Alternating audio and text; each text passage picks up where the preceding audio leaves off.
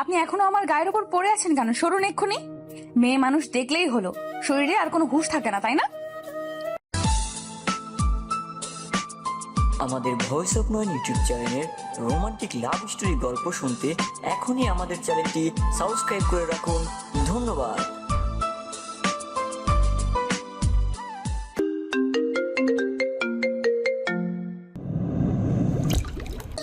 এই যে ম্যাডাম, ভদ্রভাবে কথা বলুন। আপনার শরীরে কি এমন আছে যে আমি আপনার শরীরের সঙ্গে ঘেঁষতে আসব? আমি যথেষ্ট ভদ্র ফ্যামিলির ছেলে। আমার এসব মতলব আর কোনো চিন্তা কখনো মাথায় আসে না। সেটা আমাকে আর বুঝিয়ে বলতে হবে না, সেটা তো আমি নিজের চোখে দেখতেই পাচ্ছি যে না, আমি ফোনের কথা বলতে বলতে অমনোযোগী হয়ে এদিকে আসছিলাম, আর তখনই আপনি ইচ্ছে করে আমার সাথে ধাক্কা খেয়ে পড়ে গেলেন। আর এখন বলছেন আপনি ভদ্র ফ্যামিলির ছেলে, আর এটাও আমাকে বিশ্বাস করতে হবে? কেন? এখানে অবিশ্বাস করার কি আছে? আর আপনি নিজেকে কি মনে করছেন? আপনি অবিশ্বাস করলেই বা আমার কি যায় আসে? আপনি তো আমার তেমন কেউ নন যে আপনার বিশ্বাস অবিশ্বাসে আমার কোনো কিছু যায় আসে। এই কথা বলতে বলতে নীল সেখান থেকে কেটে পড়লো, কারণ একটু দূরে তার বন্ধুরা দাঁড়িয়ে আছে, আর তার বন্ধুরা দাঁড়িয়ে দাঁড়িয়ে এসব কাণ্ড দেখছিল। আসলে সে তার বন্ধুদের সঙ্গে এক জায়গায় ঘুরতে যাচ্ছে। আর এইদিকে নেহা এই সাত সকালবেলা রেল স্টেশনে এসেছে। আজ সে তার বয়ফ্রেন্ডকে সঙ্গে নিয়ে পালাবে সে চিন্তা করে। সে তার বয়ফ্রেন্ডের সঙ্গে দীর্ঘ 1 বছর ধরে রিলেশনে আছে, আর এখন তার ফ্যামিলি থেকে বিয়ের জন্য চাপ দিচ্ছে, সেই জন্য সে তার বয়ফ্রেন্ডকে নিয়ে পালাতে চাইছে। যাই হোক ভিউয়ার্স, আমি যদি গল্পটা এভাবে বলি আপনাদের তাহলে হয়তো বুঝতে অসুবিধা হবে। চলুন গল্পটা শুরু থেকেই শুরু করা যাক। আমরা ফিরে যাই 2 দিন আগের ঘটনায়। নেহা তখন নিজের রুমে বসে পড়ছিল। এমন সময় হঠাৎ তার বয়ফ্রেন্ড নিলয় তাকে ফোন দেয়। হ্যালো বেবি, কি করছো? আমি না তোমায় খুব মিস করছি। তুমি আজ একবার আমার সঙ্গে দেখা করতে পারবে? তোমাকে দেখতে আমার বড্ড মন চাইছে। হ্যাঁ, আসলে আমিও এই জন্যই তোমাকে কল করব ভেবেছিলাম। আসলে আমি খুব বড় একটা প্রবলেমে পড়ে গেছি, আর এই প্রবলেম থেকে একমাত্র তুমি আমাকে উদ্ধার করতে পারো, তাই তোমাকে ফোন করতে চেয়েছিলাম। কি হয়েছে আমার বেবিটার? বল আমাকে, আমি যেভাবে পারি সমাধান করার চেষ্টা করব। আমি তোমাকে ফোনে কিছু বলতে চাইছি না। তুমি আজ বিকেলে রেস্টুরেন্টে আমার সঙ্গে দেখা করো, সেখানেই আমি তোমার সঙ্গে সবকিছু খুলে বলবো। ওকে? ওকে বেবি, আমি তাহলে এখন রাখছি। টাটা, বাই বাই, আল্লাহ হাফেজ। এই কথা বলতে বলতে নিলয় ফোন কেটে দেয়। আর অপরদিকে নেহা তারপর পড়াশোনা কমপ্লিট করে বয়ফ্রেন্ডের সঙ্গে দেখা করতে যাওয়ার জন্য রেডি হয়। সে রেডি হয়ে বাসা থেকে বের হবে। এমন সময় ড্রয়িং রুমে তার বাবা বসেছিল। তার বাবা তাকে জিজ্ঞাসা করে, কি ব্যাপার রেহা, তুমি এখন আবার কোথায় যাচ্ছ? তোমাকে না বললাম এই কয়দিন তোমাকে বাসার বাইরে যাওয়া চলবে না, যতদিন পর্যন্ত তোমার বিয়েটা হচ্ছে? বাবা, আসলে আমার বন্ধু আনিকা খুব অসুস্থ আছে, হসপিটালে আছে, তাই আমাকে এক্ষুনি যেতে হবে। আজকে লাস্ট, আজকের পর আর আমি কখনোই বাসা থেকে বের হব না। আচ্ছা ঠিক আছে, কোনো সমস্যা নেই। তবে একটা কথা মনে রেখো, শুধু তোমার বন্ধু অসুস্থ বলে কিন্তু তোমাকে বাসা থেকে বের হতে দিচ্ছি। তাছাড়া কিন্তু তোমাকে আমি কোনোভাবেই বাসা থেকে বের হতে দিতাম না। তখন নেহা কোনো রকমে বাসা থেকে বের হয়ে আসে আর রেস্টুরেন্টে চলে আসে। সেখানে এসে দেখে তার বয়ফ্রেন্ড অনেকক্ষণ ধরে অপেক্ষা করছে তার জন্য। তাকে দেখতে পেয়ে তার বয়ফ্রেন্ড বলে ওঠে, হাই বেবি, তোমার এত লেট হলো কেন? আমি তো সেই কখন থেকে তোমার জন্য অপেক্ষা করছিলাম, আর অপেক্ষা করতে করতে একদম বোর হয়ে যাচ্ছিলাম। I am so sorry baby, আসলে আমার বাবা আমাকে কোনোভাবেই বাসা থেকে বের হতে দিচ্ছিল না, তাই এতটা লেট হয়ে গেছে। যাই হোক, আজ আমি তোমাকে সবকিছু খুলে বলবো। হ্যাঁ বেবি, তুমি আমাকে কি বলতে চাও বলো। আমি তো সেই কতক্ষণ ধরে তোমার কথা শুনবো বলে অপেক্ষা করে বসে আছি। আমার বাবা মাকে বিয়ের জন্য চাপ দিচ্ছেন। ওনার এক পরিচিত লোকের ছেলের সঙ্গে আমাকে বিয়ে দিতে চান, কিন্তু আমি তোমাকে ছাড়া অন্য কাউকে বিয়ে করতে পারবো না। কিন্তু বেবি, আমি তো এখনো পড়াশোনা করছি, চাকরি করছি না। আমার বাবা মাও তো এখনো আমাকে বিয়ে করতে দেবে না। আমি যদি আমার বাবার সঙ্গে আমার বিয়ের বিষয়ে কোনো কিছু বলি, তাহলে হয়তো আমার বাবা আমাকে বাড়ি থেকেই বের করে দেবে। আমি অত কিছু শুনতে চাই না, আমি জাস্ট তোমার মুখ থেকে এইটুকুই শুনতে চাই, তুমি আমার সঙ্গে সম্পর্কটা রাখবে নাকি রাখবে না। আমি তোমাকে সম্পর্ক কেন রাখবো না? আমি তো অবশ্যই তোমার সঙ্গে সম্পর্ক রাখতে চাই, কিন্তু একটা বিষয় তোমাকে বুঝতে হবে। দেখো, টাকা পয়সা ছাড়া তো এই দুনিয়ায় কিছুই হয় না। আমি চাকরি করি না, যেহেতু আমার কাছে কোনো টাকা পয়সা নেই, তাই আমরা যদি কিছু একটা করি তখন টাকা পয়সা কোথায় পাবো বলো? টাকা পয়সা নিয়ে তোমাকে কোনো চিন্তা করতে হবে না। আমার অ্যাকাউন্টে যথেষ্ট টাকা রেখেছেন আমার বাবা। আমরা ওই টাকা দিয়ে অনেক দিন চলে যেতে পারবো, আর এর মধ্যে তোমার চাকরির একটা বন্দোবস্ত হয়ে যাবেই। তাছাড়া আমার মা আমার বিয়ের জন্য অনেক স্বর্ণের গহনা বানিয়ে রেখেছেন। আমি প্রয়োজন হলে সেই গহনাগুলো আমার সঙ্গে নিয়ে আসবো। কথাটা শুনে নিলয় যেন কোনোভাবেই নিজের লোভ সামলাতে পারছিল না। নিজের লোভ সামলাতে না পেরে নিলয় নেহাকে বলে, ঠিক আছে বেবি, আমি তোমার বুদ্ধি শুনে খুবই খুশি হয়েছি। আসলে আমার জীবনে তোমার মতো একটা মেয়ে মানুষের খুব প্রয়োজন, সেটা আমি খুব ভালোভাবেই বুঝতে পারছি। যাই হোক, হলে তুমি আগামী পরশুদিন সকালে কমলাপুর রেল স্টেশনে চলে আসবে। সেখান থেকে আমরা ট্রেনে কুমিল্লা চলে যাব।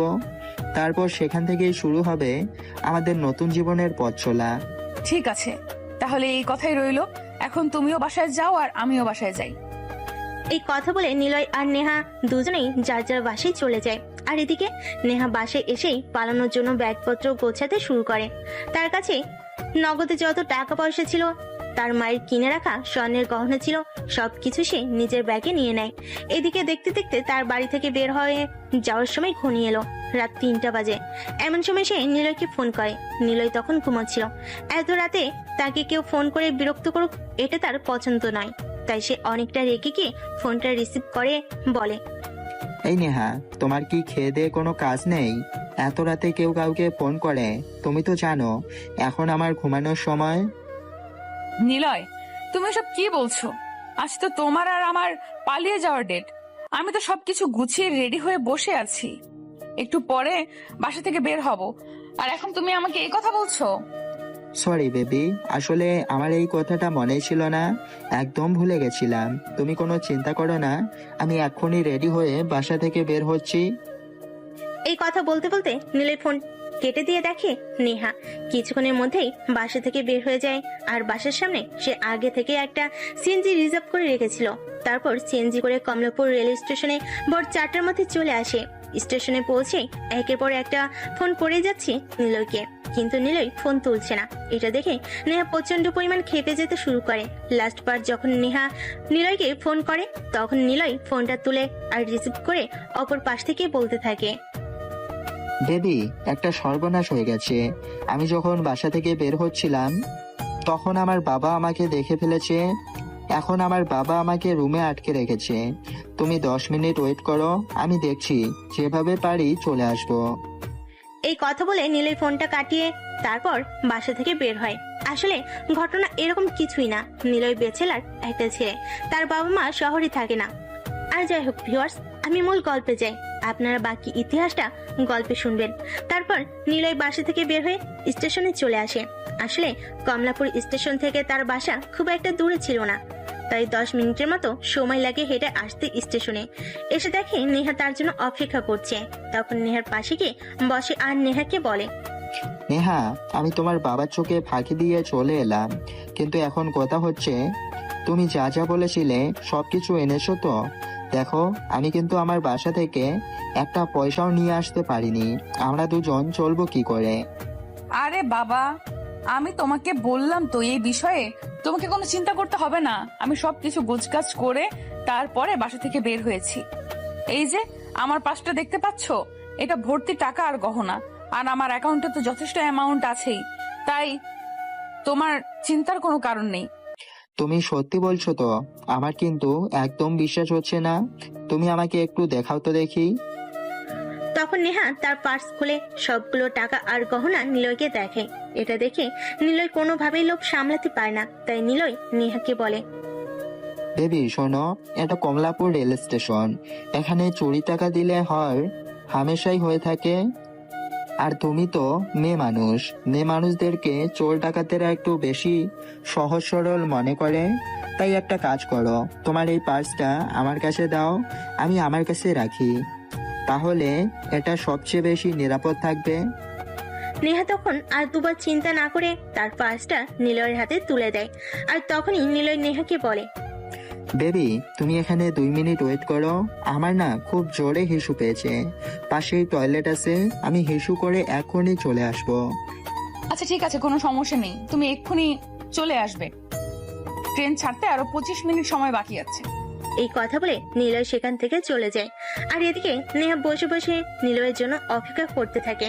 কিন্তু 2 মিনিট, 5 মিনিট, 10 মিনিট, 15 মিনিট পেরিয়ে যায়, নিলয়ের আসার নাম গন্ধ নেই। এদিকে নেহা ফোন করতে থাকে, কিন্তু ফোন সুইচ অফ বলছে। নেহা কিছু ভাবতে পারছে না নিলয়ের কিছু হয়েছে। যখন ট্রেন ছাড়তে আর 5 মিনিট বাকি, তখন নিলয়কে ফোনে পাওয়া যায়। আর তখনই নেহা বলতে থাকে, কি ব্যাপার নিলয়, কোথায় তুমি? তুমি তো আমাকে বললে অপেক্ষা করতে, তারপর কোথায় চলে গেলে? আর এখন আসছো না কেন? একটু পরে তো ট্রেন ছেড়ে দেবে। বেবি, সর্বনাশ হয়ে গেছে। আমি যখন স্টেশন থেকে বের হলাম, তখনই আমার বাবা কিছু ছেলেপেলে নিয়ে আমাকে ধরে বেঁধে বাসায় নিয়ে এসেছে। আমার মনে হয় আজ আর তোমার সঙ্গে পালানো হবে না। বাই বেবি, আমাকে ক্ষমা করে দাও। এই কথা বলে আর কোনো উত্তরের অপেক্ষা না করে নিলয় ফোনটা কেটে দেয়। আর এদিকে নেহা কি করবে কিছুই ভাবতে পারছে না, কারণ সে বাড়ি থেকে এতগুলো টাকা আর গহনা নিয়ে পালিয়ে এসেছে।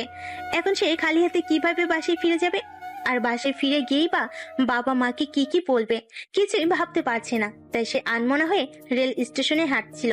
আর তখনই তার নীলার সঙ্গে ধাক্কাটা লাগে। তারপরে ঘটনা তো আপনারা দেখলেনই। চলুন এখন আমরা বর্তমান সময়ের গল্পটা বলি। নেহা তখন আনমনা হয়ে রেল স্টেশনে এক পাশে গিয়ে বসে। আর নীল তখন বন্ধুদের সাথে কথা বলছিল। এমন সময় হঠাৎ তার বাড়ি থেকে ফোন আসে। কি রে নীল, কোথায় তুই? তোর রুমের দরজা খোলো। আর তুই রুমে নেই, এত রাতে কোথায় গেছিস? মা, তুমি এত তাড়াতাড়ি কিভাবে সবকিছু ভুলে যাও, আমি সেটাই বুঝতে পারছি না। তোমাকে তো আমি বলেছিলাম আজ আমি আমার বন্ধুদের সঙ্গে ঘুরতে যাইতেছি কক্সবাজার, কিন্তু তুমি এত তাড়াতাড়ি কিভাবে ভুলে গেলে? ও, আসলে আমার এটা তো মনেই ছিল না। কিন্তু একটা কথা খুব দুঃখের সহিত তোকে বলতে হচ্ছে, আজ তোর ঘুরতে যাওয়া হবে না। কারণ আজ দুপুরে তোর বাবা বাড়িতে আসবেন। তখন তোর বাবা ওনার পরিচয় তো একজনের মেয়ের সঙ্গে তোর বিয়ের কথা বলছেন, তাই তোর ঘুরতে যাওয়া হবে না। মানে কি? আমি তো তোমার কথা রাখা ওরা কিছুই বুঝতে পারছি না। আমি এখন বিয়ে করছি না, তো আমি এখন পড়াশোনা নিয়ে ব্যস্ত থাকতে চাই। ওসব কথা আমাকে বলে কোনো কাজ হবে না বাবা। তোমার বাবা যখন সিদ্ধান্ত নিয়েছেন তোমার বিয়ে দেবেন, তখন সেটাই হবে। তুমি তো খুব ভালো করেই জানো। আর তোমার বাবা ওনার মুখের উপর কথা বলা একদমই পছন্দ করে না। তাই আমিও তোমার কাছে আশা করব তুমি এই বিষয়ে আর কোনো ঝামেলা না করো। দেখো মা, এখন আমি কমলাপুর রেল স্টেশনে আছি, একটু পরে আমরা ট্রেনে উঠবো, আর এখন তুমি এমন কথা বলছো? হ্যাঁ বাবা, আমি বলতে বাধ্য হয়েছি, তাই আর কোনো উপায় নেই। তুমি এক্ষুনি ফিরে আসো। বাসায় ফিরে না আসো আর এই কথাটা যদি তোমার বাবার কান পর্যন্ত পৌঁছায়, তাহলে তোমার বাবা কি করবে সেটা তুমি খুব ভালো করেই জানো। ঠিক আছে মা, তুমি ফোনটা রাখো, আমি দেখছি কি করা যায়। আমি আমার বন্ধুদেরকে বুঝিয়ে কক্সবাজার না যাওয়ার চিন্তা করছি। চিন্তা করছি মানে? তুমি কি বলতে চাইছো? ওসব কথা বলে কোনো লাভ হবে না। তোমার ঘুরতে যাওয়া হবে না মানে হবে না। আমি আর কোনো কথা শুনতে চাইছি না। তোমার বাবা বাসায় ফেরার আগেই আমি তোমাকে বাসায় দেখতে চাই, এটাই আমার শেষ কথা। এই কথা বলে নীলের মা ফোনটা কেটে দেয়। আর এদিকে তার বন্ধুরা তাকে ট্রেনে ওঠার জন্য তাড়া দিতে থাকে। তখন সে কোনো উপায়ন্তর না দেখে তার বন্ধুদেরকে বিষয়টা বুঝিয়ে বলে। আর তারপর তার বন্ধুরা চলে যায়। এদিকে নীল ধীরগতির নিঃশ্বাস ফেলতে ফেলতে স্টেশনের এক পাশে এসে বসে। তখন সে দেখতে পায় একটু দূরেই সেই অচেনা মেয়েটা গভীর চিন্তিত হয়ে বসে আছে। কিছুক্ষণ আগে যে মেয়েটার সঙ্গে ধাক্কা লেগেছিল আর অনেকগুলো কথা শুনেছিল, তাই সে আস্তে আস্তে মেয়েটার পাশে গিয়ে বসে। কি ব্যাপার, আপনাকে এত চিন্তিত দেখাচ্ছে কেন? কোনো সমস্যা হয়েছে নাকি? আপনি তো অনেকক্ষণ আগে স্টেশনে এসেছিলেন, তাহলে ট্রেনে উঠলেন না কেন? আপনি আবার এখানে এসেছেন? আপনি কেন বুঝতে পারছেন না? আপনাকে আমি সহ্য করতে পারছি না, তারপরও কেন আপনি আমাকে এখানে বিরক্ত করতে এসেছেন? আপনি এখান থেকে চলে যান আর আমাকে আমার মতো থাকতে দিন।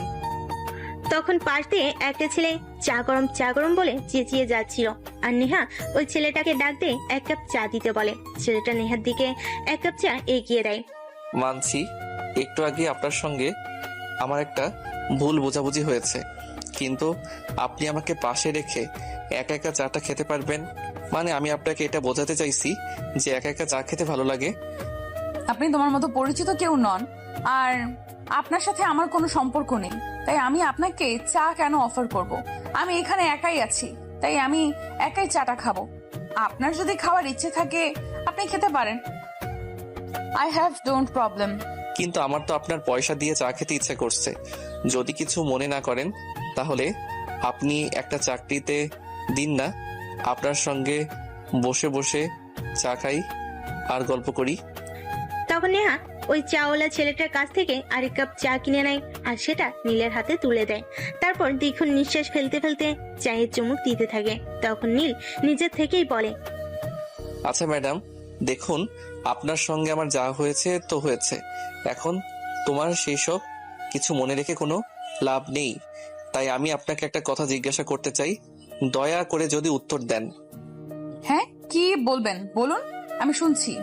আপনি তো অনেকক্ষণ আগে স্টেশনে পৌঁছেছিলেন, তাহলে ট্রেনে উঠতেই পারতেন, কিন্তু আপনি সেটা না করে এখানে কেন বিষণ্ণ মনে বসে আছেন? যদি কিছু মনে না করেন তাহলে এর কারণটা জানতে পারি? আসলে আমি আমার বয়ফ্রেন্ডকে নিয়ে পালাবো বলে এসেছিলাম বাসা থেকে। অনেক টাকা পয়সা আর স্বর্ণের গহনা নিয়ে এসেছিলাম, কিন্তু আমার যতদূর মনে হচ্ছে আমার বয়ফ্রেন্ড আমার থেকে সেগুলো কৌশলে নিয়ে নিয়েছে এবং তারপরে এখান থেকে কেটে পড়েছে। কি বলছেন আপনি?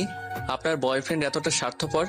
আসলে আপনারা মেয়ে মানুষরা না এরকমই, যে কাউকে সহজে অনেক বেশি বিশ্বাস করেন আর খুব তাড়াতাড়ি ঠকে যান আপনারা। মেয়েরা এত বোকা কেন বলেন তো? এই যে মিস্টার, ঠিক করে কথা বলুন। আমি মোটেও বোকা নই, আমি তাকে ভালোবাসতাম, তাই তো আমি এত কিছু নিয়ে এখানে চলে এসেছি।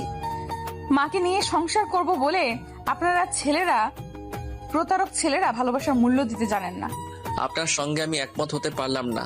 মানুষ মানে মুহূর্তের রং বদলায়, এটাই স্বাভাবিক, কিন্তু কোনো একটা প্রজাতি নির্দিষ্ট নয়। ছেলেরা যেমন বিশ্বাসঘাতকতা করে তেমনি মেয়েরাও বিশ্বাসঘাতকতা করতে পারে, সেটা শুধু সময় আর স্থান ভেদে হয়। আরে যা, আমি আপনাকে এইসব কথা কেন বলছি বলেন তো? আপনি তো আমার পরিচিত কেউ নন, কিংবা আপনার সঙ্গে আমার কোনো সম্পর্কও নেই, তাহলে আমি এসব কথা আপনাকে কেন বলছি? আর আপনাকে বলি বা আমার কি লাভ হবে? আসলেই তো, আপনি আমাকে কেন এই কথাগুলো বলছেন আর আমি বা কেন শুনছি এই কথাগুলো? আমারও তো আপনার এই কথাগুলো শুনে সেরকম কোনো লাভ হবে বলে মনে হয় না।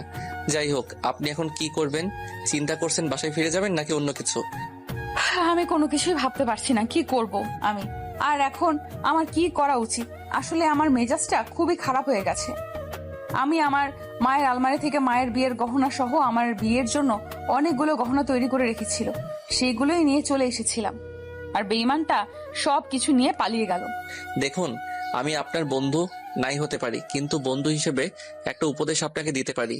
যদি সেটা মানেন তাহলে হয়তো আপনার ভালো হবে। উপদেশ দাও, আবার আপনি দিবেন কেন বলেন তো? আমাকে উপদেশ বা বুদ্ধি আপনার কি লাভ? আমি যতদূর জানি আপনি তো আমার পরিচিত বা আত্মীয় কেউ নন। দেখুন, আমরা সবাই মানুষ, আর মানুষ মানুষের জন্য, তাই আপনাকে একটু উপকার করতে পারলে আমার সেরকম লাভ না হলেও ক্ষতি হবে না, সেটা আমি জানি। আচ্ছা ঠিক আছে, আমাকে এত নীতি কথা শোনাতে হবে না। কি বলতে চান বলুন। আমার যদি আপনার অ্যাডভাইস পছন্দ হয় তাহলেই আমি হয়তো সব কিছু করব, আর নয়তো আমার মনে যা আসে আমি তাই করব। আপনি এখন আমার সঙ্গে চলেন, আমি আপনাকে আপনার বাসা পর্যন্ত পৌঁছে দিয়ে আসি। আপনার কি মাথা খারাপ হয়ে গেছে নাকি? আমার বাবা মা সবাই এতক্ষণে জেনে গেছে আমি বাসা থেকে পালিয়ে এসেছি, আর এখন আমি বাসায় কোন মুখ নিয়ে দাঁড়াবো বলতে পারেন? শুনুন, তাহলে আমি বলছি, আপনি আপনার বাসায় ঢুকবেন, আপনার পেছন পেছন আমিও আপনার বাসায় ঢুকবো। তখন আপনার বাবা মা আপনার বাসা থেকে এভাবে চলে আসার কারণ জানতে চাইবে, কেন আপনি তাদেরকে এভাবে ঠকিয়েছেন। তখন আপনি চুপচাপ দাঁড়িয়ে থাকবেন, যা বলার আমি বলবো। কিন্তু আপনি আমার বাবা মাকে ম্যানেজ করতে পারবেন? আমার বাবা কিন্তু প্রচন্ড রাগী মানুষ, আমার বাবাকে কিন্তু সহজে কেউ কোনো কথা শোনাতে পারে না। দেখুন, আপনি ওসব কিছু আপনাকে চিন্তা করতে হবে না, ওইসব চিন্তা আপনি আমার উপর ছেড়ে দেন। আপনি শুধু নিজের উপর কনফিডেন্স রাখেন, আর আপনার বয়ফ্রেন্ড আপনার সঙ্গে যেটা করেছে সেটা ভুলে যাওয়ার চেষ্টা করুন। কিন্তু শোনেন, একটা কথা আপনাকে বলেই নেই, আমার সঙ্গে যেটা করেছে সেটার জন্য আমি নিজেকে কোনোদিনও ক্ষমা করতে পারবো না। যদি ওই শুয়োরের বাচ্চা কোনোদিন আমার সামনে এসে দাঁড়ায় তাহলে ওকে আমি একদম খুন করে ফেলবো। আচ্ছা, আপনি একটা কাজ করেন তো, আপনার বয়ফ্রেন্ডের কোনো ছবি আছে আপনার কাছে? আপনার বয়ফ্রেন্ডের একটা ছবি আপনি আমাকে দেখাতে পারবেন? হ্যাঁ অবশ্যই আছে, সে আমার বয়ফ্রেন্ড আর তার ছবি আমার কাছে থাকবে না এরকম হয় নাকি? আপনি একটু ওয়েট করুন, আমি এক্ষুনি আপনাকে দেখাচ্ছি। এই কথা বলে নেহা তার ব্যাগ থেকে মোবাইলটা বের করে আর মোবাইল বের করে নীলকে নীলের একটা ছবি দেখায়। আর তখন নেহা নীলকে বলে, এই যে দেখুন, এটাই আমার বয়ফ্রেন্ড, দেখুন তো চিনতে পারেন কিনা। হ্যাঁ, আমি তো আপনার বয়ফ্রেন্ডকে চিনি, সে তো আমাদের এলাকাতেই থাকে। যদি আর তার সঙ্গে পার্সোনালি আমার পরিচয় নেই, তবে দু একবার দেখা হয়েছে। তবে একটা কথা আপনাকে বলতে খুব ইচ্ছে করছে, আপনি এই ছেলেটার সঙ্গে প্রেম করতে গেলেন কেন? মানে আপনি কি বলছেন, আমি তো কিছুই বুঝতে পারছি না। এই ছেলেটার তো চরিত্রের সমস্যা আছে। এই ছেলেটা আমাদের এলাকার আরো 2-3টা মেয়ের সঙ্গে সম্পর্ক করে, সে হয়তো নিজেও জানে না যে তার কয়টা গার্লফ্রেন্ড আছে। কি বলছেন আপনি? আমি তো নিজেকে বিশ্বাসই করতে পারছি না। যার সঙ্গে এতদিন ধরে সম্পর্কে আছি তার বিষয়ে আমি কোনো কিছু জানি না। আপনি সত্যি বলছেন নাকি আমাকে? আপনি নতুন করে ইমপ্রেস করার জন্য বাড়িয়ে বলছেন? দেখুন ম্যাডাম, আপনাকে ইমপ্রেস করার মতো ইচ্ছা আর কারণ কোনোটাই আমার নেই। শুধু আপনি কেন, কোনো মেয়েকে ইমপ্রেস করার ইচ্ছা আমার নেই।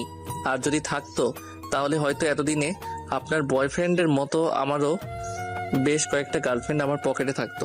তাছাড়া প্রেম টেম করার মতো যোগ্যতাও আমার নেই। আচ্ছা ঠিক আছে, ওইসব কথা এখন বাদ দেন। আপনি আমাকে অন্য কিছু বলতে চেয়েছিলেন, সেটাই বলুন। আচ্ছা ঠিক আছে, ওইসব কথা এখন বাদ দেন। আপনি আমাকে অন্য কিছু বলতে চেয়েছিলেন, সেটাই বলুন। হ্যাঁ, আমি যেটা বলছিলাম সেটাই আপনাকে বলি। আপনার বয়ফ্রেন্ড নীল একটা দুশ্চরিত্র ছেলে, সে মেয়েদেরকে শুধু ব্যবহার করে। আচ্ছা একটা কথা, আপনি বললেন তো আপনার বয়ফ্রেন্ড নীলই আপনাকে মাঝে মধ্যেই রুম ডেটের অফার করতো, তাই না? হ্যাঁ, সে আমাকে 2-3 বার রুম ডেটের অফার করেছে, কিন্তু আমি সেরকম মেয়ে নই। আমি ভদ্র ফ্যামিলির মেয়ে। আমি কেন তার সঙ্গে বিয়ের আগে তার সঙ্গে ফিজিক্যাল রিলেশন করতে যাব? ও যাই হোক, তাহলে আপনি বড় বাঁচা বেঁচে গেছেন। আর যদি আপনি তার সঙ্গে ফিজিক্যাল রিলেশন করে ফেলতেন তাহলে হয়তো বিষয়টা অন্য কিছু হয়ে যেত।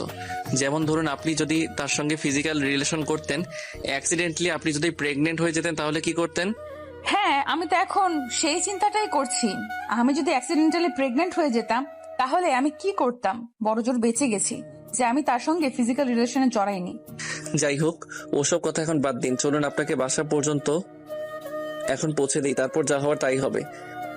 বলতে বলতে নীল নেহাকে নিয়ে স্টেশন থেকে বের হয় আর একটা অটো রিক্সা করে নেহার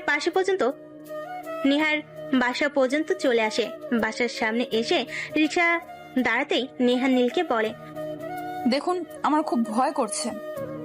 আমার বাবা কিভাবে রিয়েকশন করবে আমি সেটাই বুঝতে পারছি না। আমাকে তো বললাম এত চিন্তা করার কিছুই নেই।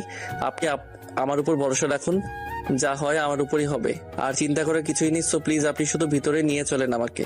তখন নেহা মাথা নাড়িয়ে হ্যাঁ সূচক সম্মতি জানিয়ে সিঁড়িতে উপরে উঠতে থাকে। তাদের ফ্ল্যাট 4 তলার, নিচের 3 ফ্ল্যাট ভাড়া দেওয়া। দরজার সামনে দাঁড়িয়ে কলিং বেল চাপ দেওয়ার বেশ কিছুক্ষণ পর নেহার বাবা এসে দরজা খুলে আর নেহাকে দেখতে পেয়ে ঠাস করে তার গালে একটা থাপ্পড় বসিয়ে দেয়। তোমার এত বড় সাহস হলো কি করে? তুমি আমাদের কাউকে কিছু না বলে বাসা থেকে বের হয়ে গেছো, আর সঙ্গে ওই বাদরটাকে, এটা কাকে নিয়ে এসেছো? নীল তখন নেহাকে কিছু বলার সুযোগ না দিয়ে নিজে বলতে থাকে, আঙ্কেল প্লিজ আপনি শান্ত হন। যেটা ঘটেছে সেটা এখানে দাঁড়িয়ে আলোচনা করার বিষয় নয়। আপনি প্লিজ ভিতরে চলুন, আমি আপনাকে সবটা বুঝিয়ে বলছি। কিন্তু আপনি এইভাবে চেঁচামেচি করে প্রতিবেশীদেরকে কোনো কিছু জানাবেন না। তুমি আমাকে কি বুঝিয়ে বলবে বলো? আর তুমি কে? তুমি তো নেহার বন্ধু নাও, তোমাকে তো আজকের আগে কখনো দেখিনি। হ্যাঁ আঙ্কেল, আপনি একদম ঠিক ধরেছেন। না, আপনার মেয়ের সঙ্গে আমার কোনো বন্ধুত্ব বা অন্য কোনো সম্পর্ক নেই। আজকে আপনার মেয়ের সঙ্গে পরিচয় হয়েছে। এখন প্লিজ আপনি ভিতরে চলেন, মাথাটা ঠান্ডা করেন, তারপর আমি আপনাকে সবকিছু বুঝিয়ে বলি। এই কথা শুনে নেহার বাবা নিজেকে একটু শান্ত করে আর চুপচাপ ড্রয়িং রুমে এসে বসে। তারপর কিছুক্ষণ পর নীলের দিকে তাকিয়ে বলে, আমি কিন্তু আর ধৈর্য ধরে রাখতে পারছি না। তুমি কি বলবে বলো, তা না হলে কিন্তু আমার মেজাজ খুব খারাপ হয়ে যাচ্ছে। এমনিতেই মাথা গরম আছে। হ্যাঁ দেখুন আঙ্কেল, আমি যেটা বলবো তারপর আপনার রিয়াকশন কি হবে সেটা আমি সত্যি জানি না, কিন্তু সত্যি সেটা আপনাকে জানতেই হবে। আপনার মেয়ে একটা ছেলের সঙ্গে রিলেশনে ছিল, কিন্তু আপনি নাকি আপনার মেয়ের জন্য বিয়ের সম্বন্ধ করছেন। তাই আপনার মেয়ে সেই ছেলেটার সঙ্গে পালিয়ে যাওয়ার জন্য বাড়ি থেকে বের হয়ে চলে গিয়েছিল। নেহা, তোমার এত বড় দুঃসাহস হবে সেটা আমি কল্পনাতেও চিন্তা করিনি। তুমি আমার মেয়ে সেটা ভাবতেও আমার ঘেন্না লাগছে। আঙ্কেল প্লিজ আপনি শান্ত হন। আমি আপনাকে কি বলতে চাইছি সেটা আগে আপনি শুনুন, তারপর যা বলার বলুন। তখন নেহার বাবা নিজেকে একটু শান্ত করে সোফায় বসেন আর নীলকে বলতে বলেন। তখন নীল বলতে থাকে, হাসালি। আঙ্কেল যে ছেলেটার সঙ্গে আপনার মেয়ে রিলেশনে ছিল সেই ছেলেটা একটা প্রতারণা করে আপনার মেয়েকে ঠকিয়েছে, তাই আপনার মেয়ে সব কিছুই সহ্য করতে না পেরে আত্মহত্যা করতে গিয়েছিল, আর সেখান থেকে আমি তাকে বাঁচিয়ে নিয়ে এসেছি। তুমি এই মেয়েটাকে বাঁচালে কেন? এই মেয়েটা তো মরে যাওয়া উচিত ছিল। যে মেয়ে নিজের বাবা মায়ের মান সম্মানের কথা চিন্তা করে না, সে মেয়ে বেঁচে থেকে কি লাভ? সে তো মেয়ে নামে কলঙ্ক। আঙ্কেল প্লিজ আপনি শান্ত হন। দেখুন, আমি আপনার মেয়ের সাথে কথা বলে জানতে পারলাম যে নেহা আপনাদের একমাত্র মেয়ে, আর একমাত্র মেয়ে যে বাবা মায়ের কথাটা প্রিয় হয় সেটা আমি খুব ভালো করে জানি। তাকে অনেক কষ্ট করে বুঝিয়ে সুজিয়ে আপনার এখানে নিয়ে এসেছি, কারণ আমি এটা খুব ভালো করে জানি আপনি উপরে যতই রাগ দেখাচ্ছেন না কেন আপনার মেয়েকে আপনি প্রচন্ড ভালোবাসেন। যে মেয়ে নিজের বাবা মায়ের ভালোবাসার কথা চিন্তা করে না, যে বাবা মা তাকে 20টা বছর ধরে আদর করে যত্ন করেছে, সেই বাবা মায়ের কথা চিন্তা না করে বয়ফ্রেন্ডের সঙ্গে পালিয়ে যাওয়ার চিন্তা করে, সেই মেয়েকে আর যাই হোক ভালোবাসা যায় না। এই কথাটা আপনি বুকে হাত দিয়ে বলতে পারবেন? যদি হাত দিয়ে বলতে পারেন তাহলেই আমি বিশ্বাস করব, নয়তো বলবো আপনি শুধু মুখেই বলছেন। তখন নেহার বাবা আর কোনো কথা বলে না, চুপচাপ বসে আছে। আর তখনই নীল নেহাকে বলে, দেখলে তো, তুমি তো বয়ফ্রেন্ডের সঙ্গে রাগ করে নিজেকে শেষ করে দিতে চাইছিলে, আর তুমি নিজেকে যদি শেষ করে দিতে তাহলে তোমার বাবা মা কতটা কষ্ট পেত। হয়তো তোমার মৃত্যুর খবর শুনে তারাও হয়তো স্ট্রোক করে মারা যেত, কারণ তুমি তোমার বাবা মায়ের একমাত্র আদরের সন্তান। এই কথা বলতে বলতে নীল নেহাকে চোখের ইশারায় তার বাবার পা ধরে ক্ষমা চাইতে। তখনই নেহা হাউমাউ করে কাঁদতে কাঁদতে তার বাবার পায়ে জড়িয়ে ধরে বলতে থাকে, বাবা প্লিজ আমাকে তোমরা ক্ষমা করে দাও, আর কখনোই এমন কাজ করব না। জীবনে যা ভুল করার করেছি, আর কোনো ভুল করব না। এখন থেকে তোমরা যা বলবে আমি তাই করব। হ্যাঁ আঙ্কেল, নেহা একদম ঠিক কথাই বলেছে। হাজার হোক নেহা আপনাদের সন্তান। নেহার ভুলগুলো যদি আপনারা ক্ষমা না করেন তাহলে সে কোথায় যাবে বলেন? সে যেহেতু এত করে আপনাদের কাছে ক্ষমা চাইছে, আপনি প্লিজ নেহাকে ক্ষমা করে দিন। আর একটা কথা আঙ্কেল, আমি শুনেছি আপনি নাকি তাকে বিয়ের জন্য প্রেশার দিচ্ছেন, তাই আমি বলবো সে যেহেতু এরকম একটা অ্যাক্সিডেন্ট থেকে বের হয়ে এসেছে, তাই আপনারা প্লিজ তাকে একটু সময় দেন নিজেকে গুছিয়ে নেওয়ার জন্য, তারপর না হয় এসব কিছু নিয়ে চিন্তা করা যাবে। আচ্ছা ঠিক আছে, তুমি একটু বসো, আমি তোমাকে আপ্যায়নের বন্দোবস্ত করি। না কেন, সেটার কোনো প্রয়োজন হবে না। আসলে আমি এখন বাসায় গিয়ে আমার মায়ের সঙ্গে নাস্তা করব। আসলে আমি প্রতিদিন সকালে আমার মায়ের সঙ্গে নাস্তা করি, কিন্তু আজ অ্যাক্সিডেন্টলি আমি আবার বন্ধুদের সঙ্গে ট্যুরে চলে যাচ্ছিলাম, কিন্তু কোনো একটা কারণ আছে আজ আমার ট্যুরে যাওয়া হচ্ছে না। আর হয়তো আল্লাহ তাআলা এটাই চেয়েছিলেন, আমি যদি আজ বন্ধুদের সঙ্গে ট্যুরে চলে যেতাম তাহলে হয়তো আপনার মেয়েকে আপনাদের হাতে পৌঁছে দিতে পারতাম না। যাই হোক বাবা, আমি কিন্তু তোমার কোনো কথাই শুনছি না। তোমার আন্টি এতক্ষণ বসে বসে কান্না করেছিলেন। একটা মাত্র মেয়ে তো খুব ভালোবাসি মেয়েকে, তাই মেয়ের এভাবে চলে যাওয়াটা মেনে নিতে পারেননি। তুমি জাস্ট 1.5 ঘন্টা সময় দাও, আমি তোমার আন্টিকে বলছি এক্ষুনি নাস্তা রেডি করতে। নীল অনেক নিষেধ করার পরও নেহার বাবা কোনো কথাই শুনলেন না। তিনি নেহার মাকে নাস্তা রেডি করতে বলেন।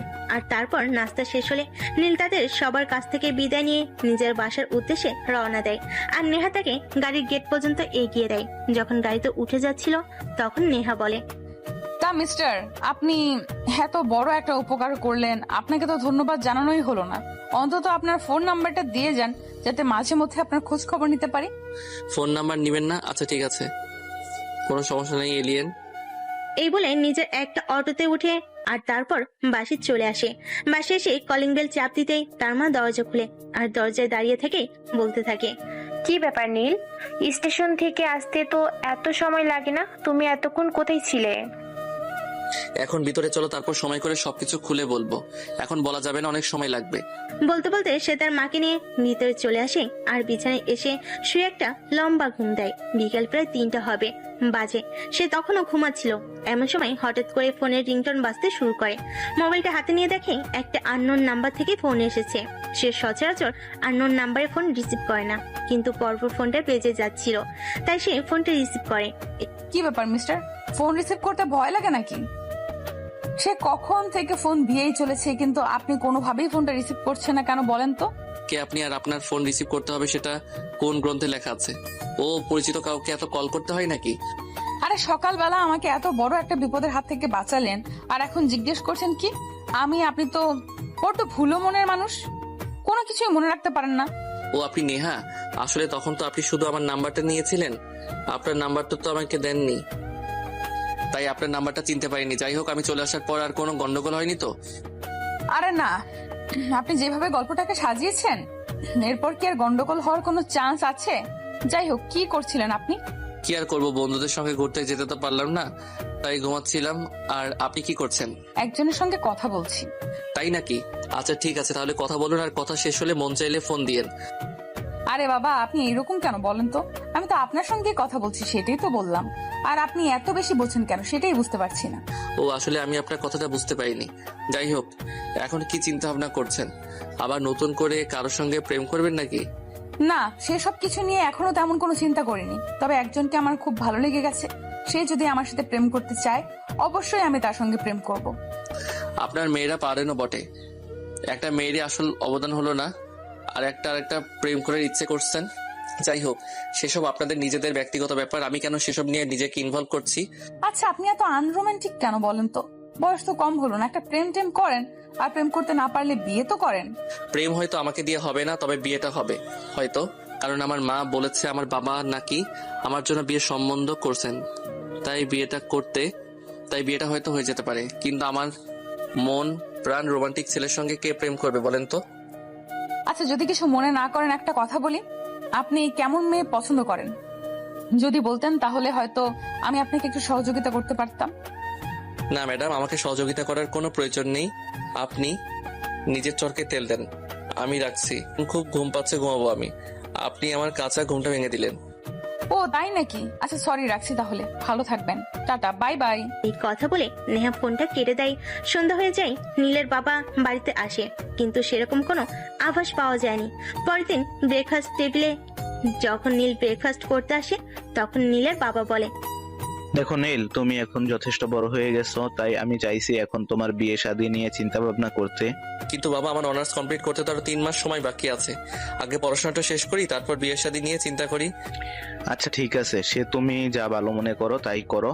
আমি এই বিষয়ে তোমাকে কোনো কিছুই বলবো না, কারণ আমি চাই না আমার ছেলে তার মতের বিরুদ্ধে গিয়ে কিছু করুক। লাভ ইউ বাবা, থ্যাংক ইউ সো মাচ। জানতাম আমার মা আমাকে না বুঝলে তুমি আমাকে খুব ভালো করে বুঝবে, কারণ তুমি তো আমার বাবা, তাই না বাবা? বলতে বলতে সবাই যার যার রুম মতো নাস্তা শেষ করে নিজের রুমে চলে যায়। আর এদিকে দেখতে দেখতে বেশ কয়েকদিন চলে যায়। ইতিমধ্যেই নীল আর নেহা প্রায় ফোনে কথা বলে, আর কথা বলতে বলতে তাদের মধ্যে একটা ভালো বন্ডিংও তৈরি হয়ে গেছে। যাই হোক, চলুন সেদিনের ঘটনাটা আপনাদের বলি। নীল ভার্সিটি থেকে বের হয়ে একটা রেস্টুরেন্টে ঢোকার জন্য সে দুপুরে খাবার খায়নি, তাই খুব ক্ষুধা পেয়েছে দুপুরে খাওয়ার জন্য। আর রেস্টুরেন্টে ঢুকেই দেখতে পায় নেহার এক্স বয়ফ্রেন্ড একটা মেয়েকে নিয়ে রেস্টুরেন্টে খেতে এসেছে। সেটা দেখতে পেয়ে সঙ্গে সঙ্গে নেহাকে ফোন করে। আমি তোমার বাসার কাছাকাছি একটা রেস্টুরেন্টে খাবার খেতে এসেছি, তুমি একটু আসবে? তোমার সঙ্গে দেখা করব। কিন্তু বাসা থেকে কি বলে বের হব? আমার বাবা তো এখন আমাকে চোখে চোখে রাখে, কোনোভাবেই একা একা বাসা থেকে বের হতে দেয় না। তুমি একটা কাজ করো, তোমার বাবাকে গিয়ে বলো তোমার একটা বন্ধু অ্যাক্সিডেন্ট করেছে, তাই তোমাকে এক্ষুনি বাসা থেকে বের হতে হবে, কারণ তোমার বন্ধুর রক্তের প্রয়োজন, আর তোমার বন্ধুর ব্লাড গ্রুপ 1। মাথায় এত বুদ্ধি আছে কি করে? আমি সেটাই বুঝতে পারি না। আপনি হুটহাট এইভাবে বুদ্ধি কিভাবে বের করেন বলেন তো? প্লিজ, এখন এত কথা বলার সময় নেই। তোমাকে যেটা বলেছি তুমি সেটাই করো। তুমি এক্ষুনি তোমার বাবাকে গিয়ে বলো এই কথাটা, তারপরে বের হয়ে আসো। তখন নেহা ঠিক আছে বলে ফোনটা কেটে দেয় আর তার বাবার কাছে যায়। নীলের বলা কথাটা তার বাবাকে বলে, আর তার বাবার নিমেষে রাজি হয়ে যায়। তারপর সে বাসা থেকে বের হয়ে সে রেস্টুরেন্টে চলে আসে এবং নীলের সামনে চেয়ারে বসে তখন সে নীলকে বলে, আচ্ছা, আপনি এখানে খেতে এসেছেন সেটা বুঝলাম, কিন্তু এইভাবে আমাকে ডাকার কারণটা কি? আপনি কি আমায় ট্রিট দেবেন নাকি? তুমি ট্রিট চাইলে অবশ্যই আমি দেব, কোনো সমস্যা নেই। কিন্তু এখানে আমি তোমাকে অন্য একটা কারণে ডেকে এনেছি।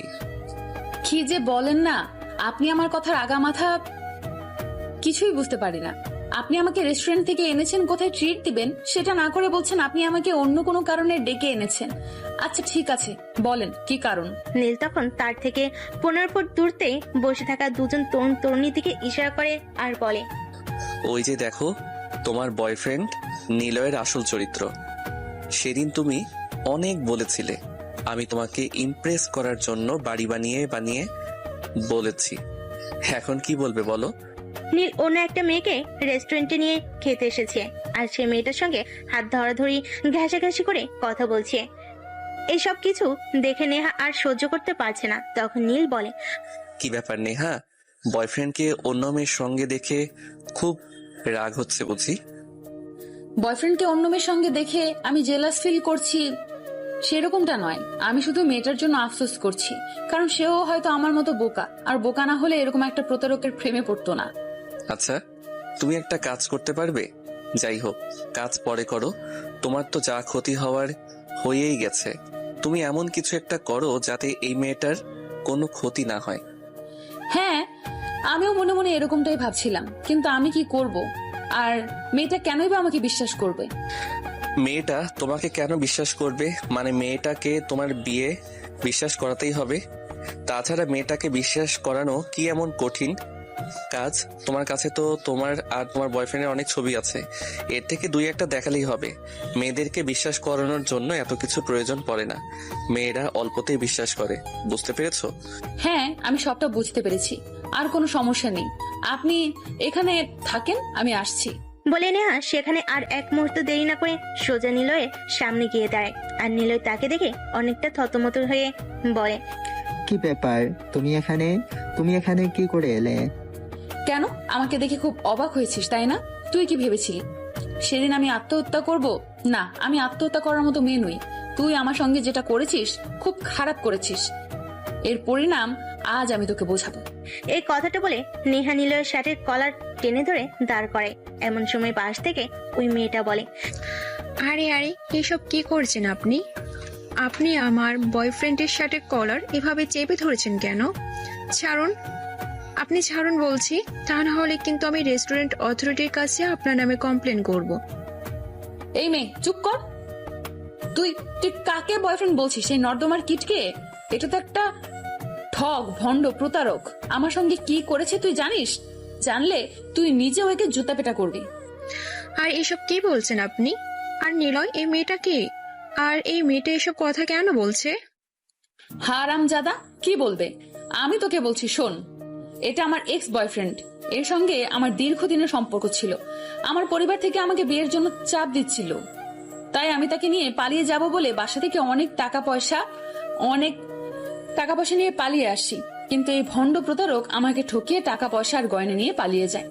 মানে এসব কি বলছেন আপনি? আমি তো এটা বিশ্বাসই করতে পারছি না। একে তো আমি অনেক ভালো ছেলে মনে করতাম, তাই তো আমি এর সঙ্গে রিলেশনে এসেছি।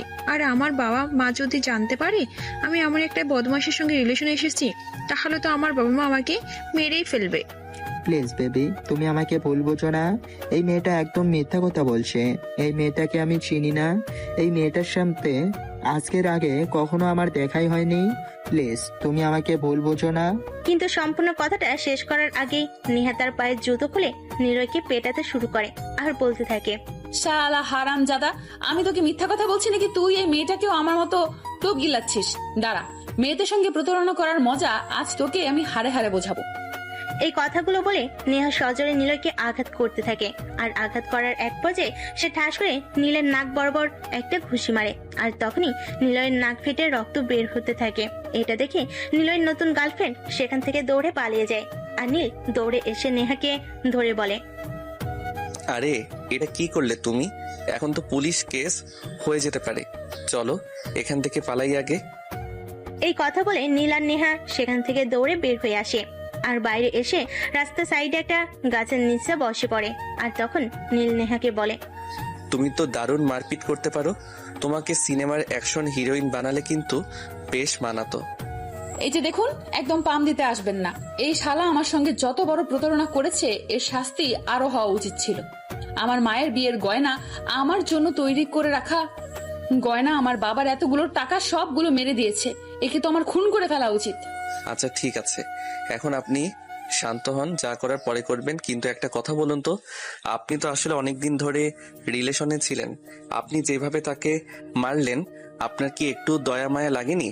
আমার মনে হয় আপনি কোনোদিন তাকে ভালোই বাসেননি। যদি ভালোবাসতেন তাহলে এভাবে তাকে মারতে পারতেন না। সে আপনার যেটা মনে হয় সেটাই, এই বিষয়ে আমার বিন্দু মাত্র মাথা ব্যথা নেই। ভালোবাসা এখন আমার কাছে পান্তা ভাতের মতো হয়ে গেছে। সো ভালোবাসা সম্পর্কে আর কিছু বলবেন না। ঠিক আছে, এখন চলেন আপনাকে বাসায় পৌঁছে দিয়ে আসি। মিথ্যা কথা বলে বাসা থেকে তো বের হলেন, এখন যদি বাসায় ফিরতে খুব বেশি দেরি হয় তাহলে তো আবার আপনার বাবা আপনার থেকে 1000টা কৈফিয়ত চাইবে। আর আমি চাই না আপনার বাবা আপনাকে আর কোনো কৈফিয়ত দিতে বাধ্য করুক।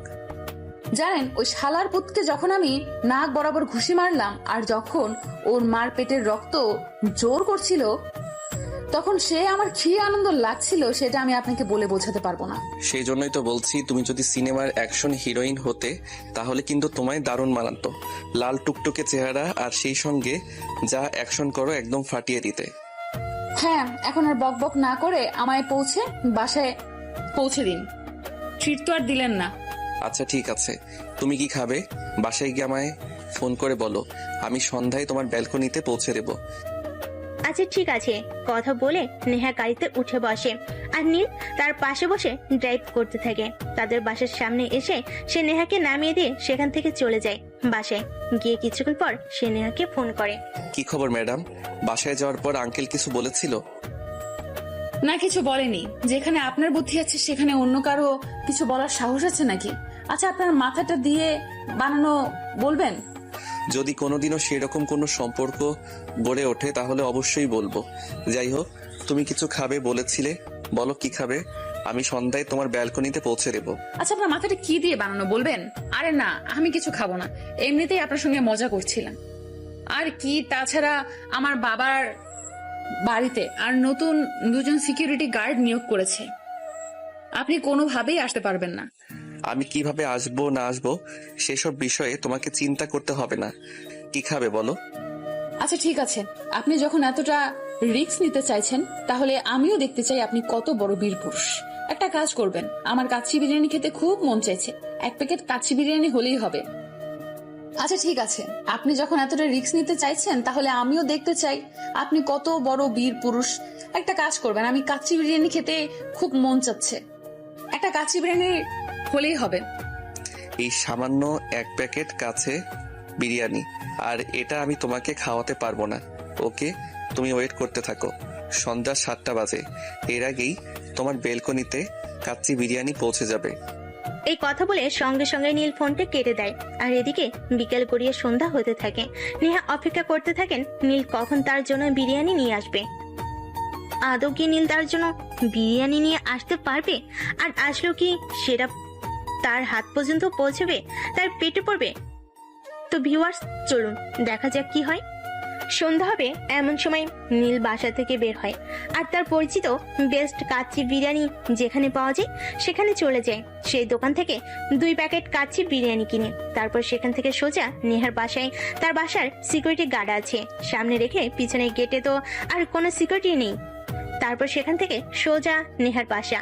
তার বাসায় সিকিউরিটি গার্ড আছে, সামনে রেখে পিছনে গেটে তো আর কোনো সিকিউরিটি গার্ড নেই। তাই নীল দেওয়াল টপকে বাড়ির ভিতরে প্রবেশ করে আর পানির পাইপে নেহার বেলকুনি পর্যন্ত চলে আসে।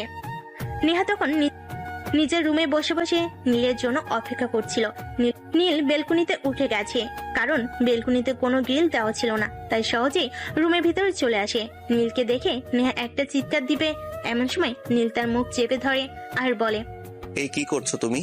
তুমি চিৎকার দিলে তো তোমার বাবা মা জেনে যাবে এখানে আমি এসেছি।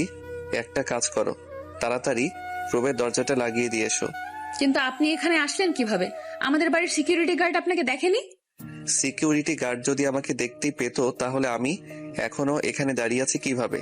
তাহলে তো এতক্ষণে মেরে আমার হাড় মাংস এক করে দিত।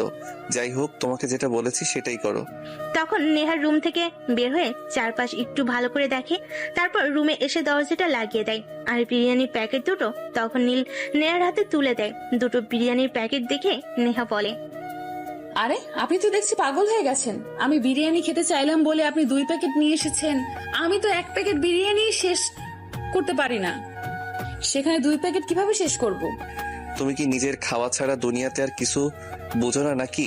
এই যে আমি এখানে দাঁড়িয়ে আছি, আমি বসে বসে দেখবো আর তুমি খাবে, তোমার পেট খারাপ করবে না? ও, সেটা আগে বললেই তো পারতেন, আমার সঙ্গে আপনিও খাবেন, তাহলেই তো আর আমি এত কথা পেঁচাতাম না, সোজা সাপটা হয়ে যেত। হ্যাঁ, এখন কথা না বাড়িয়ে তাড়াতাড়ি 1 প্লেট আমাকে দাও, আর 1 মিনিট তুমি নিয়ে বসে খাওয়া দাওয়া করে তারপর আবার চলে যাব। তখন নেহা আর কোনো কথা না বলে একটা প্লেট নীলের দিকে এগিয়ে দেয় আর অন্য একটা প্লেট হাতে নিয়ে এসে খেতে থাকে। নীল তাকিয়ে তাকিয়ে তার খাওয়া দেখছিল, সেটা দেখে নেহা বুঝতে পেরে বলে, কি ব্যাপার, আপনি এভাবে আমার দিকে তাকিয়ে আছেন কেন? আপনার প্লেটে খাবার আছে তো, সেটা খান। এভাবে তাকিয়ে থাকলে আমার পেট ব্যথা করবে তো। না মানে আসলে আমি তোমার খাওয়া দেখছি না, তোমাকে দেখছিলাম। তোমার মতো একটা মেয়েকে কিভাবে ঠকাতে পারে, তোমার মতো একটা মেয়ের সাথে কিভাবে প্রতারণা করতে পারে, এটা জাস্ট আমার ধারণার বাহিরে। ওসব কথা আপনি বাদ দিন তো। আমি ওসব কথা এখন আর মনে রাখি না, সবকিছুই ভুলে গেছি। এখন চুপচাপ তাড়াতাড়ি করে খাবারটা খেয়ে নেন, কারণ আমার বাবা মা কখনো আমার রুমে চলে আসবে তার কোনো গ্যারান্টি নেই। আর যদি ঘুণাক্ষরেও জানতে পারে আপনি লুকিয়ে লুকিয়ে আমার রুমে এসেছেন, তাহলে যে কি হবে সেটার তো কোনো নিশ্চয়তা নেই। হ্যাঁ, সেটা তুমি একদম ঠিক কথা বলেছো, কিন্তু তোমাকে একটা রিকোয়েস্ট করব, রাখবে? রিকোয়েস্ট কেন বলছেন? বলুন না, কি বলবেন? দেখো, আমাদের বয়সের গ্যাপ খুব একটা হবে না, এই বছর 2-1 মতো হবে। তাই বলছিলাম, তুমি আর আমাকে আপনি করে বলো না। আপনি কথাটা কেমন জানি শোনায়, তুমি আমাকে আজ থেকে তুমি করে বললো। আচ্ছা ঠিক আছে, কোনো সমস্যা নেই। আজ থেকে আমি তোমাকে তুমি করেই বলবো, কিন্তু এখন দয়া করে খাবারটা শেষ করো আর এখান থেকে বিদায় হও। তখন নীল আর কোনো কথা না বলে চুপচাপ খাবার খেতে থাকে। তারপর বেলকুনিতে যেভাবে এসেছিল সেভাবে সেখান থেকে বের হয়ে আসে। এভাবে চলতে থাকলো দিনকাল। ইদানিং মাঝে মধ্যেই নেহা এটা ওটার আবদার করে আর নীল সেগুলো মেটাতে থাকে। নেহা তার কাছে কিছু একটা চাইলে তার খুবই ভালো লাগে। নেহা যখন রাতের 12টার সময় ফোন দিয়ে বলে তার জন্য ফুচকা নিয়ে যেতে, নীল দেওয়াল টপকে তার জন্য ফুচকা নিয়ে যায়। দুজনে একসঙ্গে বসে খায়, খুব এনজয় করে টাইমগুলা। এভাবেই চলতে থাকে তাদের সময়। ইদানিং নীল বুঝতে পারে নেহা তার প্রতি অনেকটাই দুর্বল। হয়তো মনে মনে নীলকে ভালোবেসে ফেলেছে, তাই সে সব সময় হয়তো নীলের কাছে এটা ওটা আবদার করে।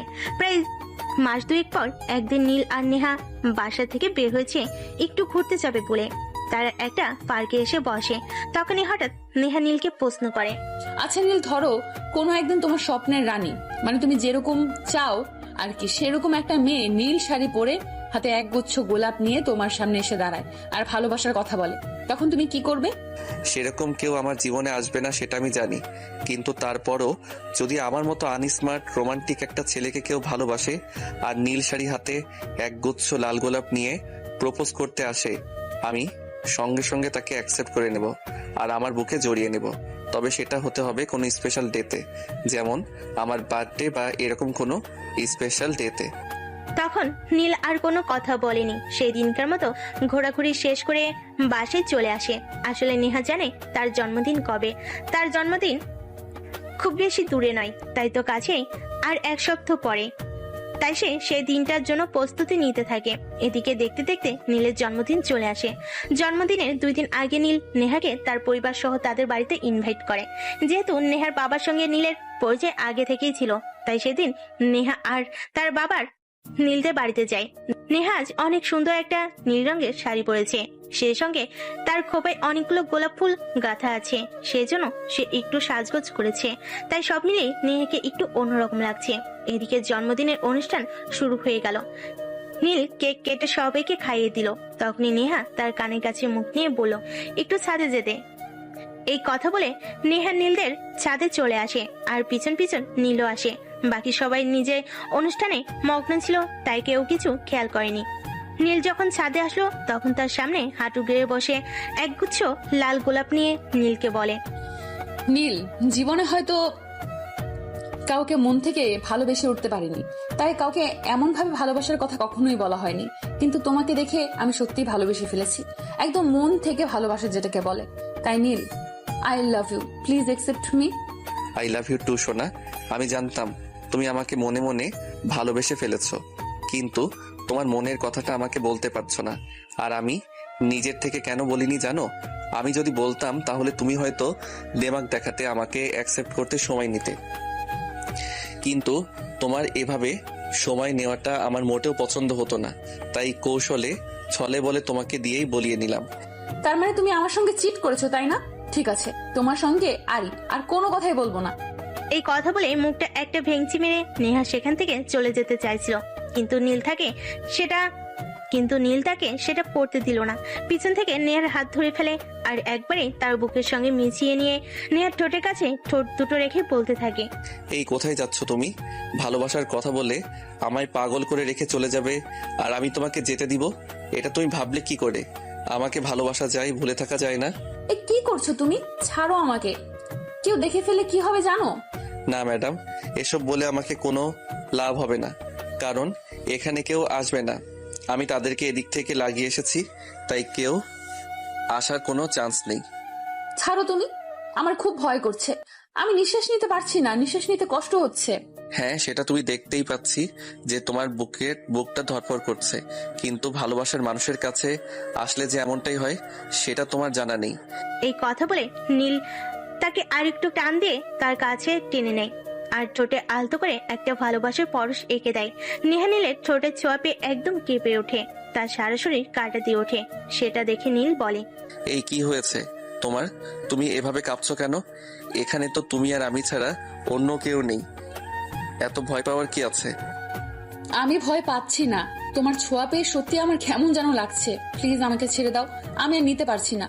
তখন নীল আর কোনো কথা না বলে নেহাকে ছেড়ে দেয় আর নেহা ছাড়া পেয়ে এক দৌড়ে নিচে চলে আসে। তারপর বাড়িতে খাওয়া দাওয়া করে রাতে তার বাবাকে নিয়ে বাসায় চলে আসে।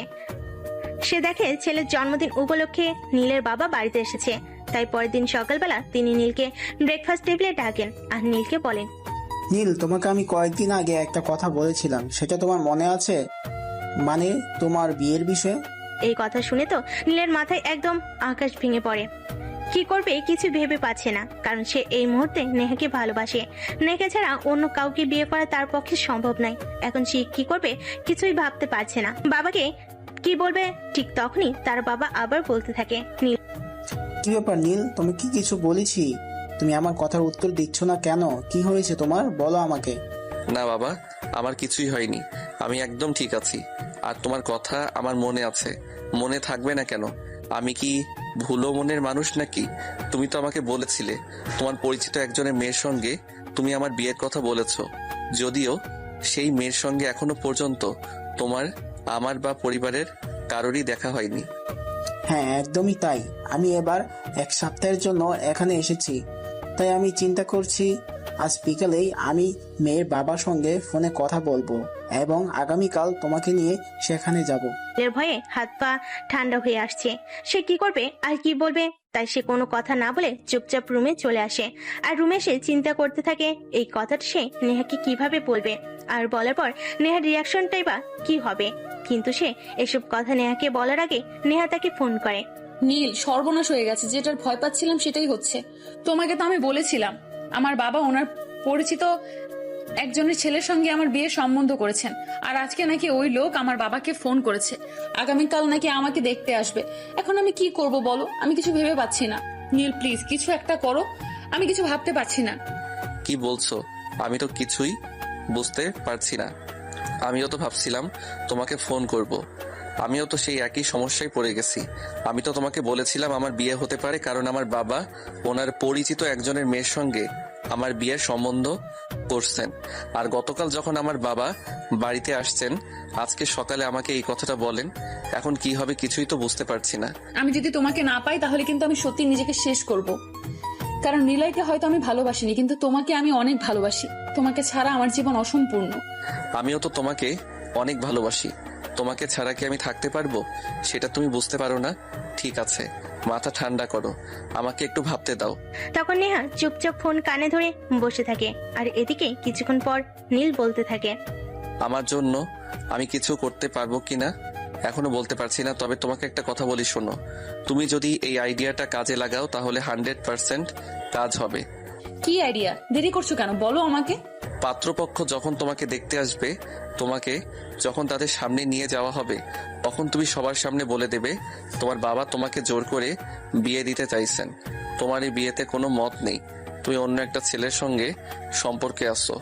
তখন দেখবে পাত্রপক্ষ এমনিতেই বিয়ে ভেঙে চলে যাবে, কারণ একটা ছেলের যাই হোক রানিং প্রেম করা একটা মেয়ের সঙ্গে বিয়ে করবে না। সত্যি তুমি একটা জিনিয়াস, তোমার মাথায় বুদ্ধি আছে বলতে হয়। আচ্ছা ঠিক আছে, এখন রাখছি। এই কথা বলে নেহা ফোনটা কেটে দেয়। আর এদিকে নীল বিছানায় বসে বসে ভাবতে থাকে সে কি করবে, কিন্তু কোনো উত্তর খুঁজে পায় না। তাই পরের দিন সকালবেলা ঘুম থেকে উঠে রেডি হয়ে নেয় পার্টি দেখতে যাওয়ার জন্য। যদিও যেতে তার বিন্দু মাত্র ইচ্ছা নেই, কিন্তু তারপরেও ওকে যেতেই হবে, কারণ তার বাবার আদেশ সে অমান্য করে না।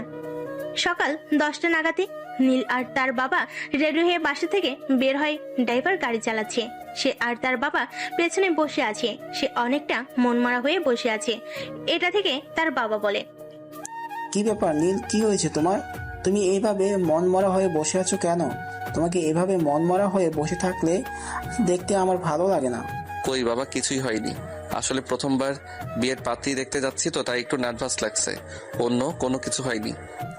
তাহলে তুমি তোমার চেহারাটা ঠিক করে বসো, তা না হলে সবাই ভাববে আমি তোমার বাবা হয়ে একটা মেয়ের সঙ্গে তোমাকে জোর করে বিয়ে দিচ্ছি। তখন নীল তার বাবাকে কোনো উত্তর দেয় না, কিন্তু এভাবে চুপ বসে থাকে। কিছুক্ষণ পর দেখে গাড়িটা তার পরিচিত রাস্তা ধরে এগুচ্ছে। তাই সে তার বাবাকে বলে, বাবা, আমরা যেখানে যাচ্ছি এই বাসাটা কি এই রাস্তাতেই? হ্যাঁ, আমরা সেখানে যাচ্ছি। এই বাসাটা এই রাস্তা দিয়ে আর একটু সামনে গেলেই পড়বে। কিন্তু কেন বলো তো? না মানে এমনি জিজ্ঞাসা করছিলাম আর কি। আসলে এই রাস্তা দিয়ে মাঝে মধ্যে আমার যাওয়া আসা হয়ে থাকে তো, তাই। তখন নিজের বাবা আর কোনো কথা বলেনি। গাড়ি চলতে থাকে এভাবে। প্রায় কিছু সময় চলার পর একটা বাড়ির সামনে এসে গাড়িটা দাঁড় হয়। আর তখনই নীল সেটা থেকে একদম চমকে যায়, কারণ এটা তো নেহাতের বাসা, যেখানে এর আগেও বহুবার এসেছে। সে মনে মনে একটু ভয় পেতে থাকলো তার সঙ্গে কি হতে চলেছে। তখনই তার বাবা তাকে জিজ্ঞেস করে, কি ব্যাপার নীল, তোমার চেহারাটা এই অবস্থা হয়েছে কেন? তুমি কি কোনো কিছু নিয়ে চিন্তিত আছো নাকি? তোমাকে এমন বিষণ্ণ দেখাচ্ছে কেন? কই না তো, আমি একদম ঠিক আছি। এখন ভিতরে চলো। এই কথা বলে নীল আর তার বাবা ভিতরে প্রবেশ করে। আর যখনই 4 তলার ফ্ল্যাটে তার বাবা কলিং বেল বাজে, তখন সে অনেকটাই চমকে যায়। আসলে তার সঙ্গে কি হতে চলেছে? তার বাবা কি কোনোভাবে জানতে পেরেছে যে নেহার সঙ্গে তার সম্পর্ক আছে, নাকি তার বাবা কোনো কিছু না জেনে নেহার সঙ্গে বিয়ে সম্বন্ধ করেছে? সে আর কিছুই ভাবতে পারছে না। কলিং বেল চাপ দেওয়ার কিছুক্ষণ পরে নেহার মা এসে দরজা খুলে দেয়, আর তারা দুজনে ভিতরে প্রবেশ করে। বিশেষ দুর্বষ্ট, এর আগে কখনো নেহার মায়ের সঙ্গে নীলের দেখা হয়নি, তাই নেহার মা নীলকে চিনতে পারেনি। নীল আর নীলের বাবা ভিতরে প্রবেশ করার পর নীলের বাবা নেহার মাকে জিজ্ঞেস করে, ভাবি, ভাই সাহেব কোথায়? ভাই সাহেবকে কোথাও দেখছি না কেন? উনি কি বাড়িতে নেই নাকি? ভাবি, ভাই সাহেব কোথায়? ভাই সাহেবকে কোথাও দেখছি না কেন? উনি কি বাড়িতে নেই নাকি? ভাইজান, আসলে আপনার ভাই একটু বাইরে গিয়েছে, একটু জরুরি কাজ পড়ে গেছে, কিছুক্ষণের মধ্যেই চলে আসবেন। আপনি কোনো চিন্তা করবেন না, আপনারা প্লিজ বসুন। আমার মেয়েও রেডি হচ্ছে, কিছুক্ষণের মধ্যেই আপনাদের সামনে চলে আসবে। অপরদিকে নীল তো পড়ে গেছে মহা চিন্তায়। সে কি করবে কিছু ভেবে পাচ্ছে না। নেহাকে ফোন দেওয়ার জন্য অনেক চেষ্টা করেছে, কিন্তু কোনোভাবেই ফোন করতে পারছে না, কারণ তার পাশেই তার বাবা বসে আছে। তার বাবার সামনে নেহাকে ফোন করে কোনো কিছু কিভাবে বলবে? আর এদিকে নেহা যদি তার বলে দেওয়া কথাগুলো তার বাবার সামনে এসে বলে, তাহলে তো বিয়েটা একদম ভেঙে যাবে। এখন কি হবে? মনে মনে এসব কিছু চিন্তা করতে থাকে। অপরদিকে নেহা পাত্রপক্ষের সামনে আসার জন্য প্রস্তুতি নেই। এমন সময় তার বাবা বাড়িতে আসে, আর তার বাবা বাড়িতে এসে নীলকে দেখতে পেয়ে বলে, আরে তুমি সেই ছেলেটা না, যে ছেলেটা সেদিন আমার মেয়েকে আত্মহত্যা হাত থেকে বাঁচিয়ে এনেছিলেন? এই কথা শুনে নীলের বাবা অনেকটা চমকে গিয়ে নেহার বাবাকে বলে, কি ব্যাপার আমজাদ সাহেব, আপনি কি আমার ছেলেকে চেনেন নাকি? আগে কখনো আপনার আমার ছেলের সঙ্গে দেখা হয়েছিল? হ্যাঁ, একটা অ্যাক্সিডেন্টের মাধ্যমে আপনার ছেলের সঙ্গে আমার দেখা হয়েছিল। তবে আমি জানি না আপনার ছেলে সেই বিষয়ে আমাকে কিছু বলেছে কিনা, আর সেটা শোনার পরও আপনার ছেলের সাথে আমার মেয়ের বিয়ে দেবেন কিনা আদৌ আমি জানি না। আপনি কি বলছেন? আমি তো কিছুই বুঝতে পারছি না, প্লিজ একটু খুলে বলুন। আমি নিজেকে কনফিউশনে রাখতে চাই না। তখন নেহার বাবা কিছু একটা বলতে চাইছিল, কিন্তু সেই সুযোগ তিনি আর পেলেন না, কারণ তখনই নেহা সেখানে প্রবেশ করে আর সবাইকে সালাম দিয়ে কারোর দিকে না থেকে সোফায় বসে। আর তারপর কাউকে কিছু না বলার সুযোগ দিয়ে সে বলতে থাকে, দেখুন, আপনাদের সম্পর্কে আমি কোনো কিছু জানি না। আর আপনাদের সম্পর্কে আমি কোনো মন্তব্য করতে চাই না। তবে আমি আমার বাবা সম্পর্কে কিছু বলতে চাই। আমার বাবা আমাকে জোর করে আপনাদের ছেলের সঙ্গে বিয়ে দিচ্ছেন। আপনাদের ছেলেকে আমার বিয়ে করার কোনো ইচ্ছে নেই, কারণ আমি অন্য একজনকে ভালোবাসি। কিন্তু আমার বাবা আমার সেই ভালোবাসার সম্পর্ক মেনে নিতে নারাজ, তাই আপনাদের ছেলের সঙ্গে আমাকে জোর করে বিয়ে দিচ্ছেন। কথাটা শেষ করা মাত্রই নীল নেহার সামনে গিয়ে দাঁড়ায় আর তারপরেই বলে, কিন্তু নেহা, এখন তো তোমার বিয়েটা আমার সঙ্গে হতে যাচ্ছে। যেহেতু তুমি নিজের ভালোবাসার মানুষকে পেতে যাচ্ছ, সেহেতু তোমার জন্য একটা খুশির খবর হয়ে দাঁড়ালো, তাই না? নীলের গলার আওয়াজ শুনে নেহা মাথা তুলে তাকায় আর নিজের সামনে নীলকে দেখতে পায়। সে তো নীলকে দেখতে পেয়ে মহা খুশি, একদম সবার সামনে নীলকে জড়িয়ে ধরে, সত্যি সেই মানুষটা তুমি? এটা আমি ভাবতেও পারিনি। জানো, আমার একদম নিঃশ্বাস নিতে কষ্ট হচ্ছিল। আমি ভাবতে পারছিলাম না আমি অন্য একজনের সামনে দাঁড়িয়ে কিভাবে আমার ভালোবাসার কথা বলবো, আর তারাই বা এই বিষয়টা কিভাবে নেবেন। যাই হোক, অবশেষে আমি তোমাকে পেয়ে গেছি, আমার আর কোনো সমস্যা নেই। তখনই নীলের বাবা নীলকে উদ্দেশ্য করে বলতে থাকে, কিছু বুঝতে পারছি না, আমাকে প্লিজ একটু খুলে বলো। বাবা, আমার নেহার সঙ্গে আমার প্রেমের সম্পর্ক চলছে, কিন্তু আমি তোমাকে ভয় পেয়ে কোনো কিছু বলতে পারিনি। আর এদিকে নেহার বাবা ও নেহার বিয়ের জন্য ছেলে দেখছে, তিনিও প্রেম অ্যালাউ করেন না। তাই আমরা ভয় পেয়ে তোমাদের কাউকে কিছু বলতে পারিনি। সেজন্যই আজ আমাদেরকে এই পরিস্থিতির মুখোমুখি হতে হয়েছে। ও যাই হোক, তোমরা দুজনে যেহেতু এখন নিজেদের ভালোবাসার মানুষকে পেতে চাচ্ছ, তাহলে তো আর তোমাদের কোনো সমস্যা নেই, আর আমাদেরও কোনো সমস্যা নেই, তাই না? আপনার সমস্যা নাই থাকতে পারে, কিন্তু আমার সমস্যা আছে। আমি কোনোভাবে আপনার ছেলের সঙ্গে আমার মেয়ের বিয়ে দিব না। কিন্তু কেন? আপনি তো আমার ছেলের সম্পর্কে আগেই খোঁজ খবর নিয়েছেন, যদিও সামনাসামনি দেখা হয়নি। তখন তো আপনি নিজের থেকেই হাত বাড়িয়ে কথা বলেছেন। তবে এখন কি হলো যে আপনি আমার মেয়েকে আমার ছেলের সঙ্গে বিয়ে দিতে রাজি নন? আমি কোনো বিয়াদব মার্কা ছেলের সঙ্গে আমার মেয়েকে বিয়ে দেব না। যে ছেলে বিয়ের আগে আমার মেয়েকে আমার বিরুদ্ধে কথা বলতে শেখায়, সেই ছেলে আর যাই না হোক কোনোদিন ভদ্র জামাই হতে পারে না। আপনার ছেলের মতো অভদ্র একটা ছেলের সঙ্গে আমি কোনোভাবে আমার মেয়েকে বিয়ে দেব না। আমি আশা করি আপনি বুঝতে পেরেছেন।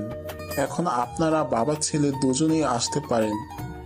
আমি আপনাদের দুজনকে আর কোনো কিছুই বলতে চাই না। দেখুন, সবকিছু আপনার ইচ্ছা মতো হবে এমনটা তো নাও হতে পারে। আপনি এতদিন নিজেই আমাকে এত প্যারা দিয়েছেন আপনার মেয়েকে আমার বাড়িতে নিয়ে যাওয়ার জন্য, আর এখন আপনি নিজেই বলছেন আমি কি আপনার ছেলের হাতে তুলে দেব না? এটা হতে পারে না। দেশে আইন কানুন বলতে কিছু আছে। আপনি যদি স্বেচ্ছায় আপনার মেয়েকে আমার ছেলের হাতে তুলে না দেন, তাহলে আমরা অন্য কিছু করতে বাধ্য হব। অন্য কিছু করতে বাধ্য হবেন না মানে আপনি কি আমাকে ট্রিট করছেন নাকি? আমি তো কিছুই বুঝতে পারছি না। আপনার যদি মনে হয় আমি আপনাকে ট্রিট করছি, তাহলে আমি আপনাকে ট্রিটই করছি। কারণ আপনার মেয়েকে আমার ছেলে ভালোবাসে, এই কথা আমি জানতাম না। আমার ছেলে কখনো আমাকে এই কথা বলেনি। যদি জানতাম তাহলে আমি কখনো আপনার মেয়ের সঙ্গে বিয়ের সম্বন্ধ নিয়ে এভাবে আপনার বাড়িতে আসতাম না। রাস্তা থেকে আপনার মেয়েকে তুলে নিয়ে কাজী অফিসে আমার ছেলের সঙ্গে বিয়ে করিয়ে দিতাম। আপনি তো দেখছি আমার ঘরে বসে আমাকে হুমকি দিচ্ছেন। জানেন এর জন্য আমি কি করতে পারি? হ্যাঁ, আমি খুব ভালো করেই জানি আপনি কি বলতে পারেন। যাই হোক, আমি কিন্তু শেষবারের মতো বলছি, আপনি সেই ইচ্ছে রাজি হন, তা না হলে কিন্তু আমরা খারাপ কিছু করতে বাধ্য হব, বলে দিলাম। কারণ আপনার মেয়েকে যেহেতু আমার ছেলে ভালোবাসে, আমারও পছন্দ হয়েছে, তাই আমি আমার বাড়ির পুত্রবধূ বানাবো, সেটা যেভাবেই হোক। এই কথা বলে নীলের বাবা বসা থেকে উঠে দাঁড়ায় আর তারপর নীলের হাত ধরে টান দিয়ে তাকে উঠে দাঁড় করে আর নেহার বাবার দিকে তাকিয়ে বলে, আপনাকে আমি 1 সপ্তাহ সময় দিয়ে গেলাম। 1 সপ্তাহ সময়ের মধ্যে যদি আপনি আপনার মেয়ের আর আমার ছেলের বিয়ের তারিখ ঠিক না করেন, তাহলে কিন্তু আমি যেটা বলেছি আমি সেটাই করব। আপনার মেয়েকে তুলে নিয়ে কাজী অফিসে আমার ছেলের সঙ্গে বিয়ে দেব, এই কথাটা আপনি মনে রাখবেন। তখনই আর বাবা আর কোনো কথা বলেনি, চুপচাপ সোফায় গিয়ে বসে থাকে। এদিকে নীল আর তার বাবা সেখান থেকে চলে যায়। তখন নেহা তার বাবার পাশে গিয়ে বসে আর বলে, বাবা, তুমি এরকম কেন করছো? প্লিজ আমাদের সম্পর্কটা মেনে নাও। তুমি তো অজান্তেই নীলের সঙ্গে আমাকে বিয়ে দিতে চাইছিলে। এখন যেহেতু আমরা দুজন দুজনকে ভালোবাসি, সেহেতু আমাদের এই সম্পর্কটা মেনে নিতে তোমার সমস্যা কোথায়? প্লিজ বাবা। নেহা, তুমি এখন চোখের সামনে থেকে দূর। আমি কোনো কথা বলতে চাইছি না। আমাকে প্লিজ একা থাকতে দাও আর চিন্তা করতে দাও। সে তুমি চিন্তা করার যাই করো, তোমাকে আমি শেষবারের মতন জানিয়ে দিয়েছি, তুমি যদি আমাকে নীলের সঙ্গে বিয়ে না দাও তাহলে আমি জীবনে বিয়েই করব না। আর নীলকে যদি আমি না পাই তাহলে আমি এই জীবনও আর রাখবো না। এই কথা বলে সেখান থেকে আর এক মুহূর্ত কাল বিলম্ব না করে নেহা নিজের রুমে চলে আসে। সে বিছানায় বসে বসে মোবাইল টিপাটিপি করছিল। এমন সময় হঠাৎই নীল তাকে ফোন দেয়।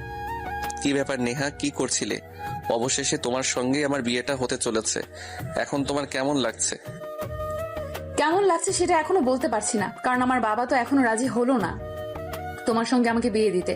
যাই হোক, আমি কিন্তু আমার বাবাকে শেষবারের মতন জানিয়ে এসেছি, তিনি যদি আমাকে বিয়ে না দেন তাহলে আমি অন্য কাউকে বিয়ে করব না।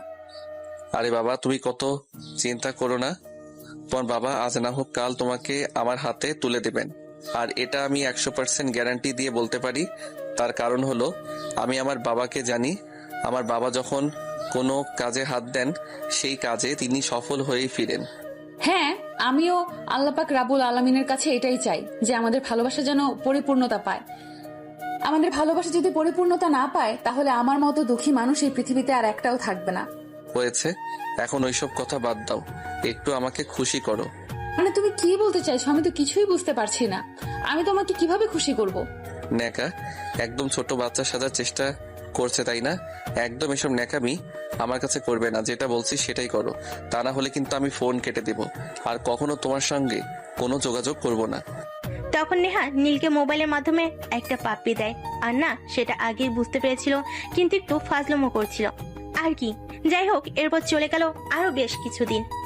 এতদিনে নেহার বাবার মন গলেছে, তাই তিনি আজ নীলের বাবার সঙ্গে দেখা করতে এসেছেন। তা বিয়ে মশাই, আশা করি এবার আপনার মত পাল্টাইছে, তাই না?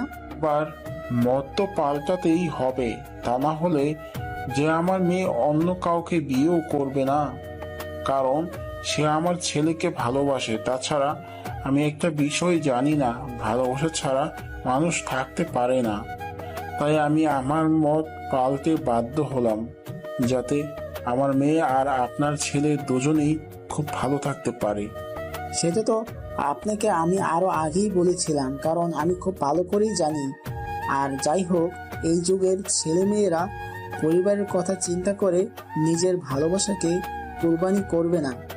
তাই আমি যখন শুনলাম আমার ছেলে আপনার মেয়েকে ভালোবাসে, তখন আর এক মুহূর্ত দেরি না করেই সিদ্ধান্ত নিয়েছি। আর সেই জন্য আমি আপনাকে বলেছিলাম, কিন্তু আপনি তো তখন বিষয়টা বুঝতে পারেননি। হ্যাঁ, এখন আমি বিষয়টা বুঝতে পেরেছি, তাই তো আমি কাল বিলম্ব না করে আপনার সঙ্গে কথা বলতে এসেছি। যাই হোক, বিয়ে শাদীর কথা বলা বিষয়ে আলোচনা করার কিছু আছে, তো তাই আপনার সঙ্গে আলোচনা করতে আসলাম।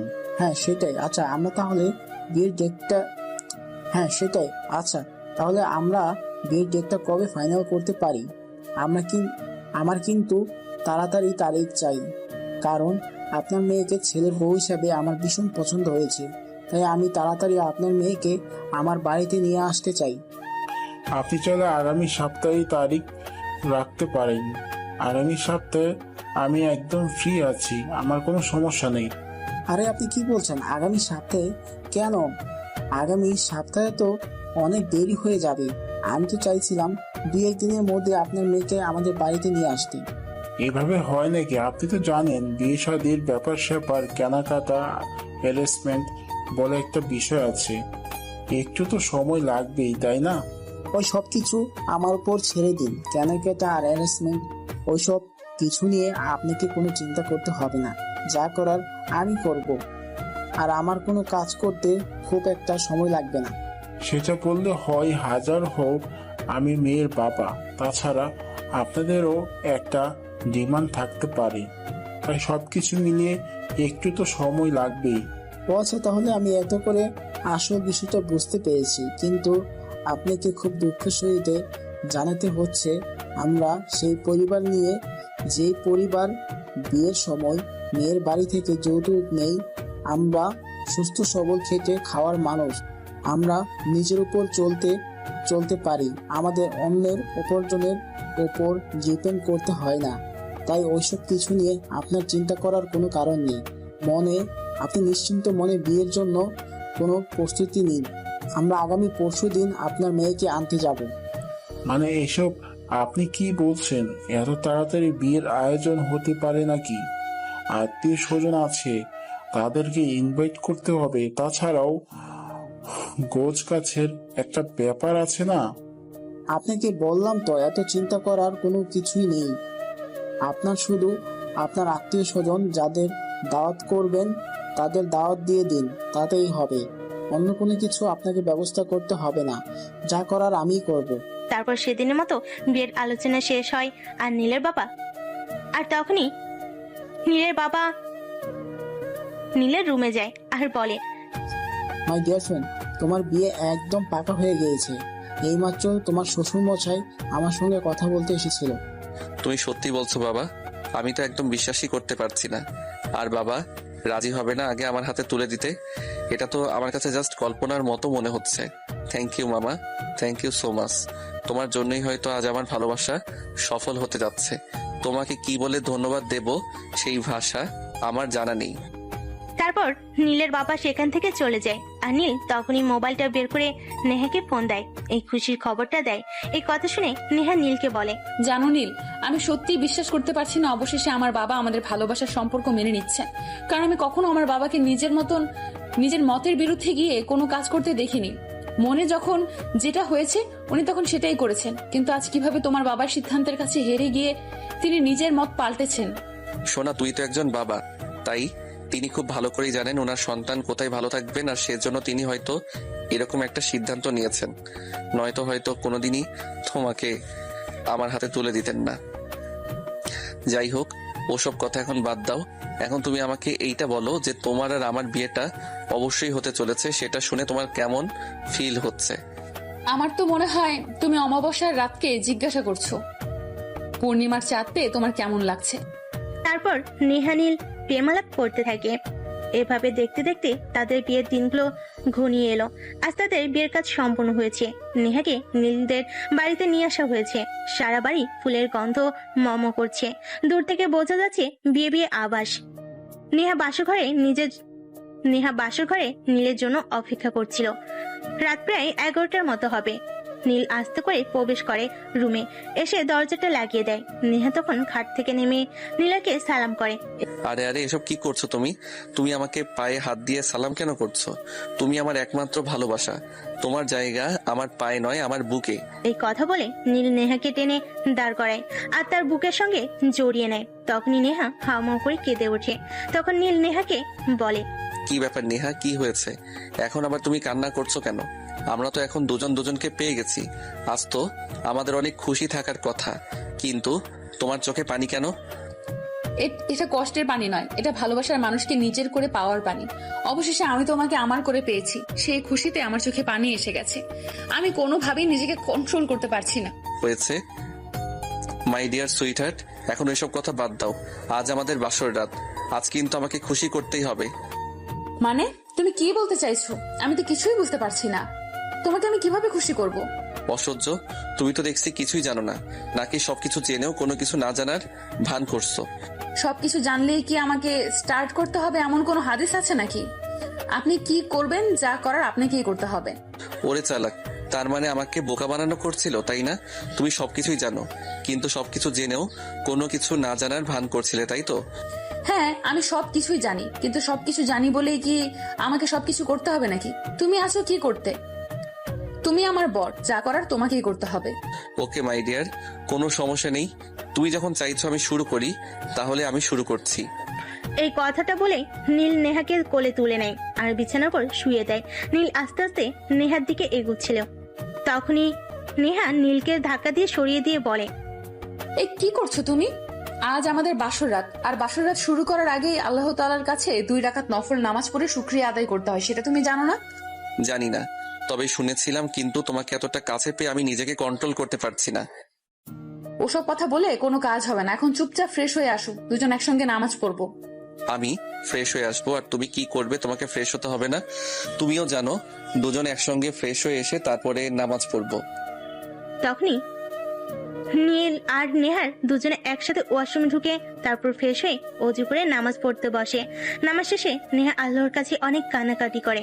যেভাবে সে নিজের ভালোবাসাকে চিনেছে, যেভাবে সে নিজের ভালোবাসার মানুষকে নিজের করে পেয়েছে, তাকে যেন আর কোনোদিনও ভালোবাসার মানুষকে হারাতে না হয়। তার ভালোবাসার মানুষটা যেন সারা জীবন তারই থাকে। এগুলো পাশে বসেই নীল শুনছিল। নামাজ শেষ হলে নীল তাকে বলে, তুমি মোনাজাতে এভাবে কান্না করছিলে কেন? ভালো কি তুমি একাই বাসো? আমি তোমাকে ভালোবাসি না? তোমার কি এটাই মনে হয় যে আমি তোমাকে ছেড়ে চলে যাব? তুমি আমাকে ছেড়ে চলে যাবে কিনা সেটা আমি জানি না, কিন্তু যদি কখনো এমনটা হয় তাহলে আমি সত্যিই মরে যাব, কারণ আমি তোমাকে ছাড়া বেঁচে থাকতে পারবো না। এই কথাটা শেষ করার আগে নীল নেহার মুখ চেপে ধরে আর বলতে থাকে, খবরদার আর কখনো এমন অলক্ষণে কথা তোমার মুখে আনবে না। আমি এসব কথা তোমার মুখ থেকে আর শুনতে চাই না। তুমি আমার প্রথম আর শেষ ভালোবাসা, তোমাকে আমি কখনোই হারাতে চাই না। এখন এইসব কথা মাথা থেকে ঝেড়ে ফেলে দাও। আমাদের বাসর রাত আছে, সেটা কি তুমি ভুলে গেছো নাকি? চলো এখন বাসর করতে হবে তো। কিন্তু নীল, আমার না খুব ভয় করে, যদি কখনো তোমাকে হারিয়ে ফেলি তাহলে আমি কি নিয়ে বাঁচবো? তোমাকে ছাড়া আমি সত্যিই বেঁচে থাকতে পারবো না। প্লিজ এইসব আজে বাজে চিন্তা করে তুমি আমাদের এত সুন্দর সময়টাকে নষ্ট করে দিও না। আমি তোমার আছি আর তোমারই থাকবো। পৃথিবী কেয়ামত হয়ে গেলেও আমাকে তোমার কাছ থেকে কেউ সরাতে পারবে না। এই কথা বলে নীল আর এক মুহূর্ত দেরি না করে নেহাকে জায়নামাজ থেকেই তুলে নিয়ে কোলে উঠিয়ে নেয় আর তারপর সোজা বিছানায় নিয়ে চলে আসে। তখনই নেহা বলে, এই তুমি একবার আমাদের পুরো রুম আর ব্যালকনি চেক করে নাও তো। কেন? আমাদের বাড়িতে কি একটু আগে জোর এসেছিল নাকি যে জোর কোথাও লুকিয়ে আছে সেজন্য তুমি ভয় পাচ্ছ? আরে বাবা, তুমি এত কথা বলছো কেন? আমি তো সেটাই বুঝতে পারছি না। আসলে আমি শুনেছিলাম বাসরাতে নাকি ছোট ভাই বোনেরা ফাজলামো করে ঘরের আনাচে কানাচে লুকিয়ে থাকে আর নতুন বর বউয়ের কথা শুনে, তাই বলছিলাম আর কি। এই ব্যাপারে চিন্তা করার কোনো কারণ নেই, কারণ আমার কোনো ছোট ভাই বোন নেই, আর থাকলেও তাদের এত সাহস হতো না আমার বেডরুমে চলে আসা, যেখানে আমি আমার বউয়ের সঙ্গে রোম্যান্স করব। এই কথা বলে নীল নেহার দিকে এগোতে থাকে আর নেহা তখন পিছোতে শুরু করে। কি ব্যাপার, কি হয়েছে? তুমি এভাবে পিছাচ্ছ কেন? আমার কাছে আসো। আমার না কেমন জানি লাগছে, কেমন একটা অস্থির অস্থির হচ্ছে। এরকমটা সবারই হয়। এখন প্লিজ আমার কাছে এসো, আমি তোমার থেকে আর নিজেকে দূরে দূরে রাখতে পারছি না। এই কথা বলে নীল নেহার হাত ধরে আর একটু নিজের কাছে টেনে নেয় আর তাকে ভালোবাসতে শুরু করে। নীল নেহার শরীরে কিস করতে থাকে আর তার শরীর থেকে গহনা, কাপড় চোপড় এগুলো খুলতে থাকে। এদিকে নেহা চোখ বন্ধ করে এসব ফিল করছিল। কি ব্যাপার নেহা, তুমি তোমার চোখ বন্ধ করে রেখেছো কেন? তাকাও একবার আমার দিকে। আমি তাকাতে পারবো না, এইভাবে বিবস্ত্র অবস্থায় নিজেকে দেখতে খুব লজ্জা করবে। ও তাই নাকি? আচ্ছা ঠিক আছে, কোনো সমস্যা নেই। আমি আজ তোমার সব মস্ত লজ্জা ভেঙে দিব। আমার ভালোবাসায় কানায় কানায় তোমায় ভরিয়ে দেব।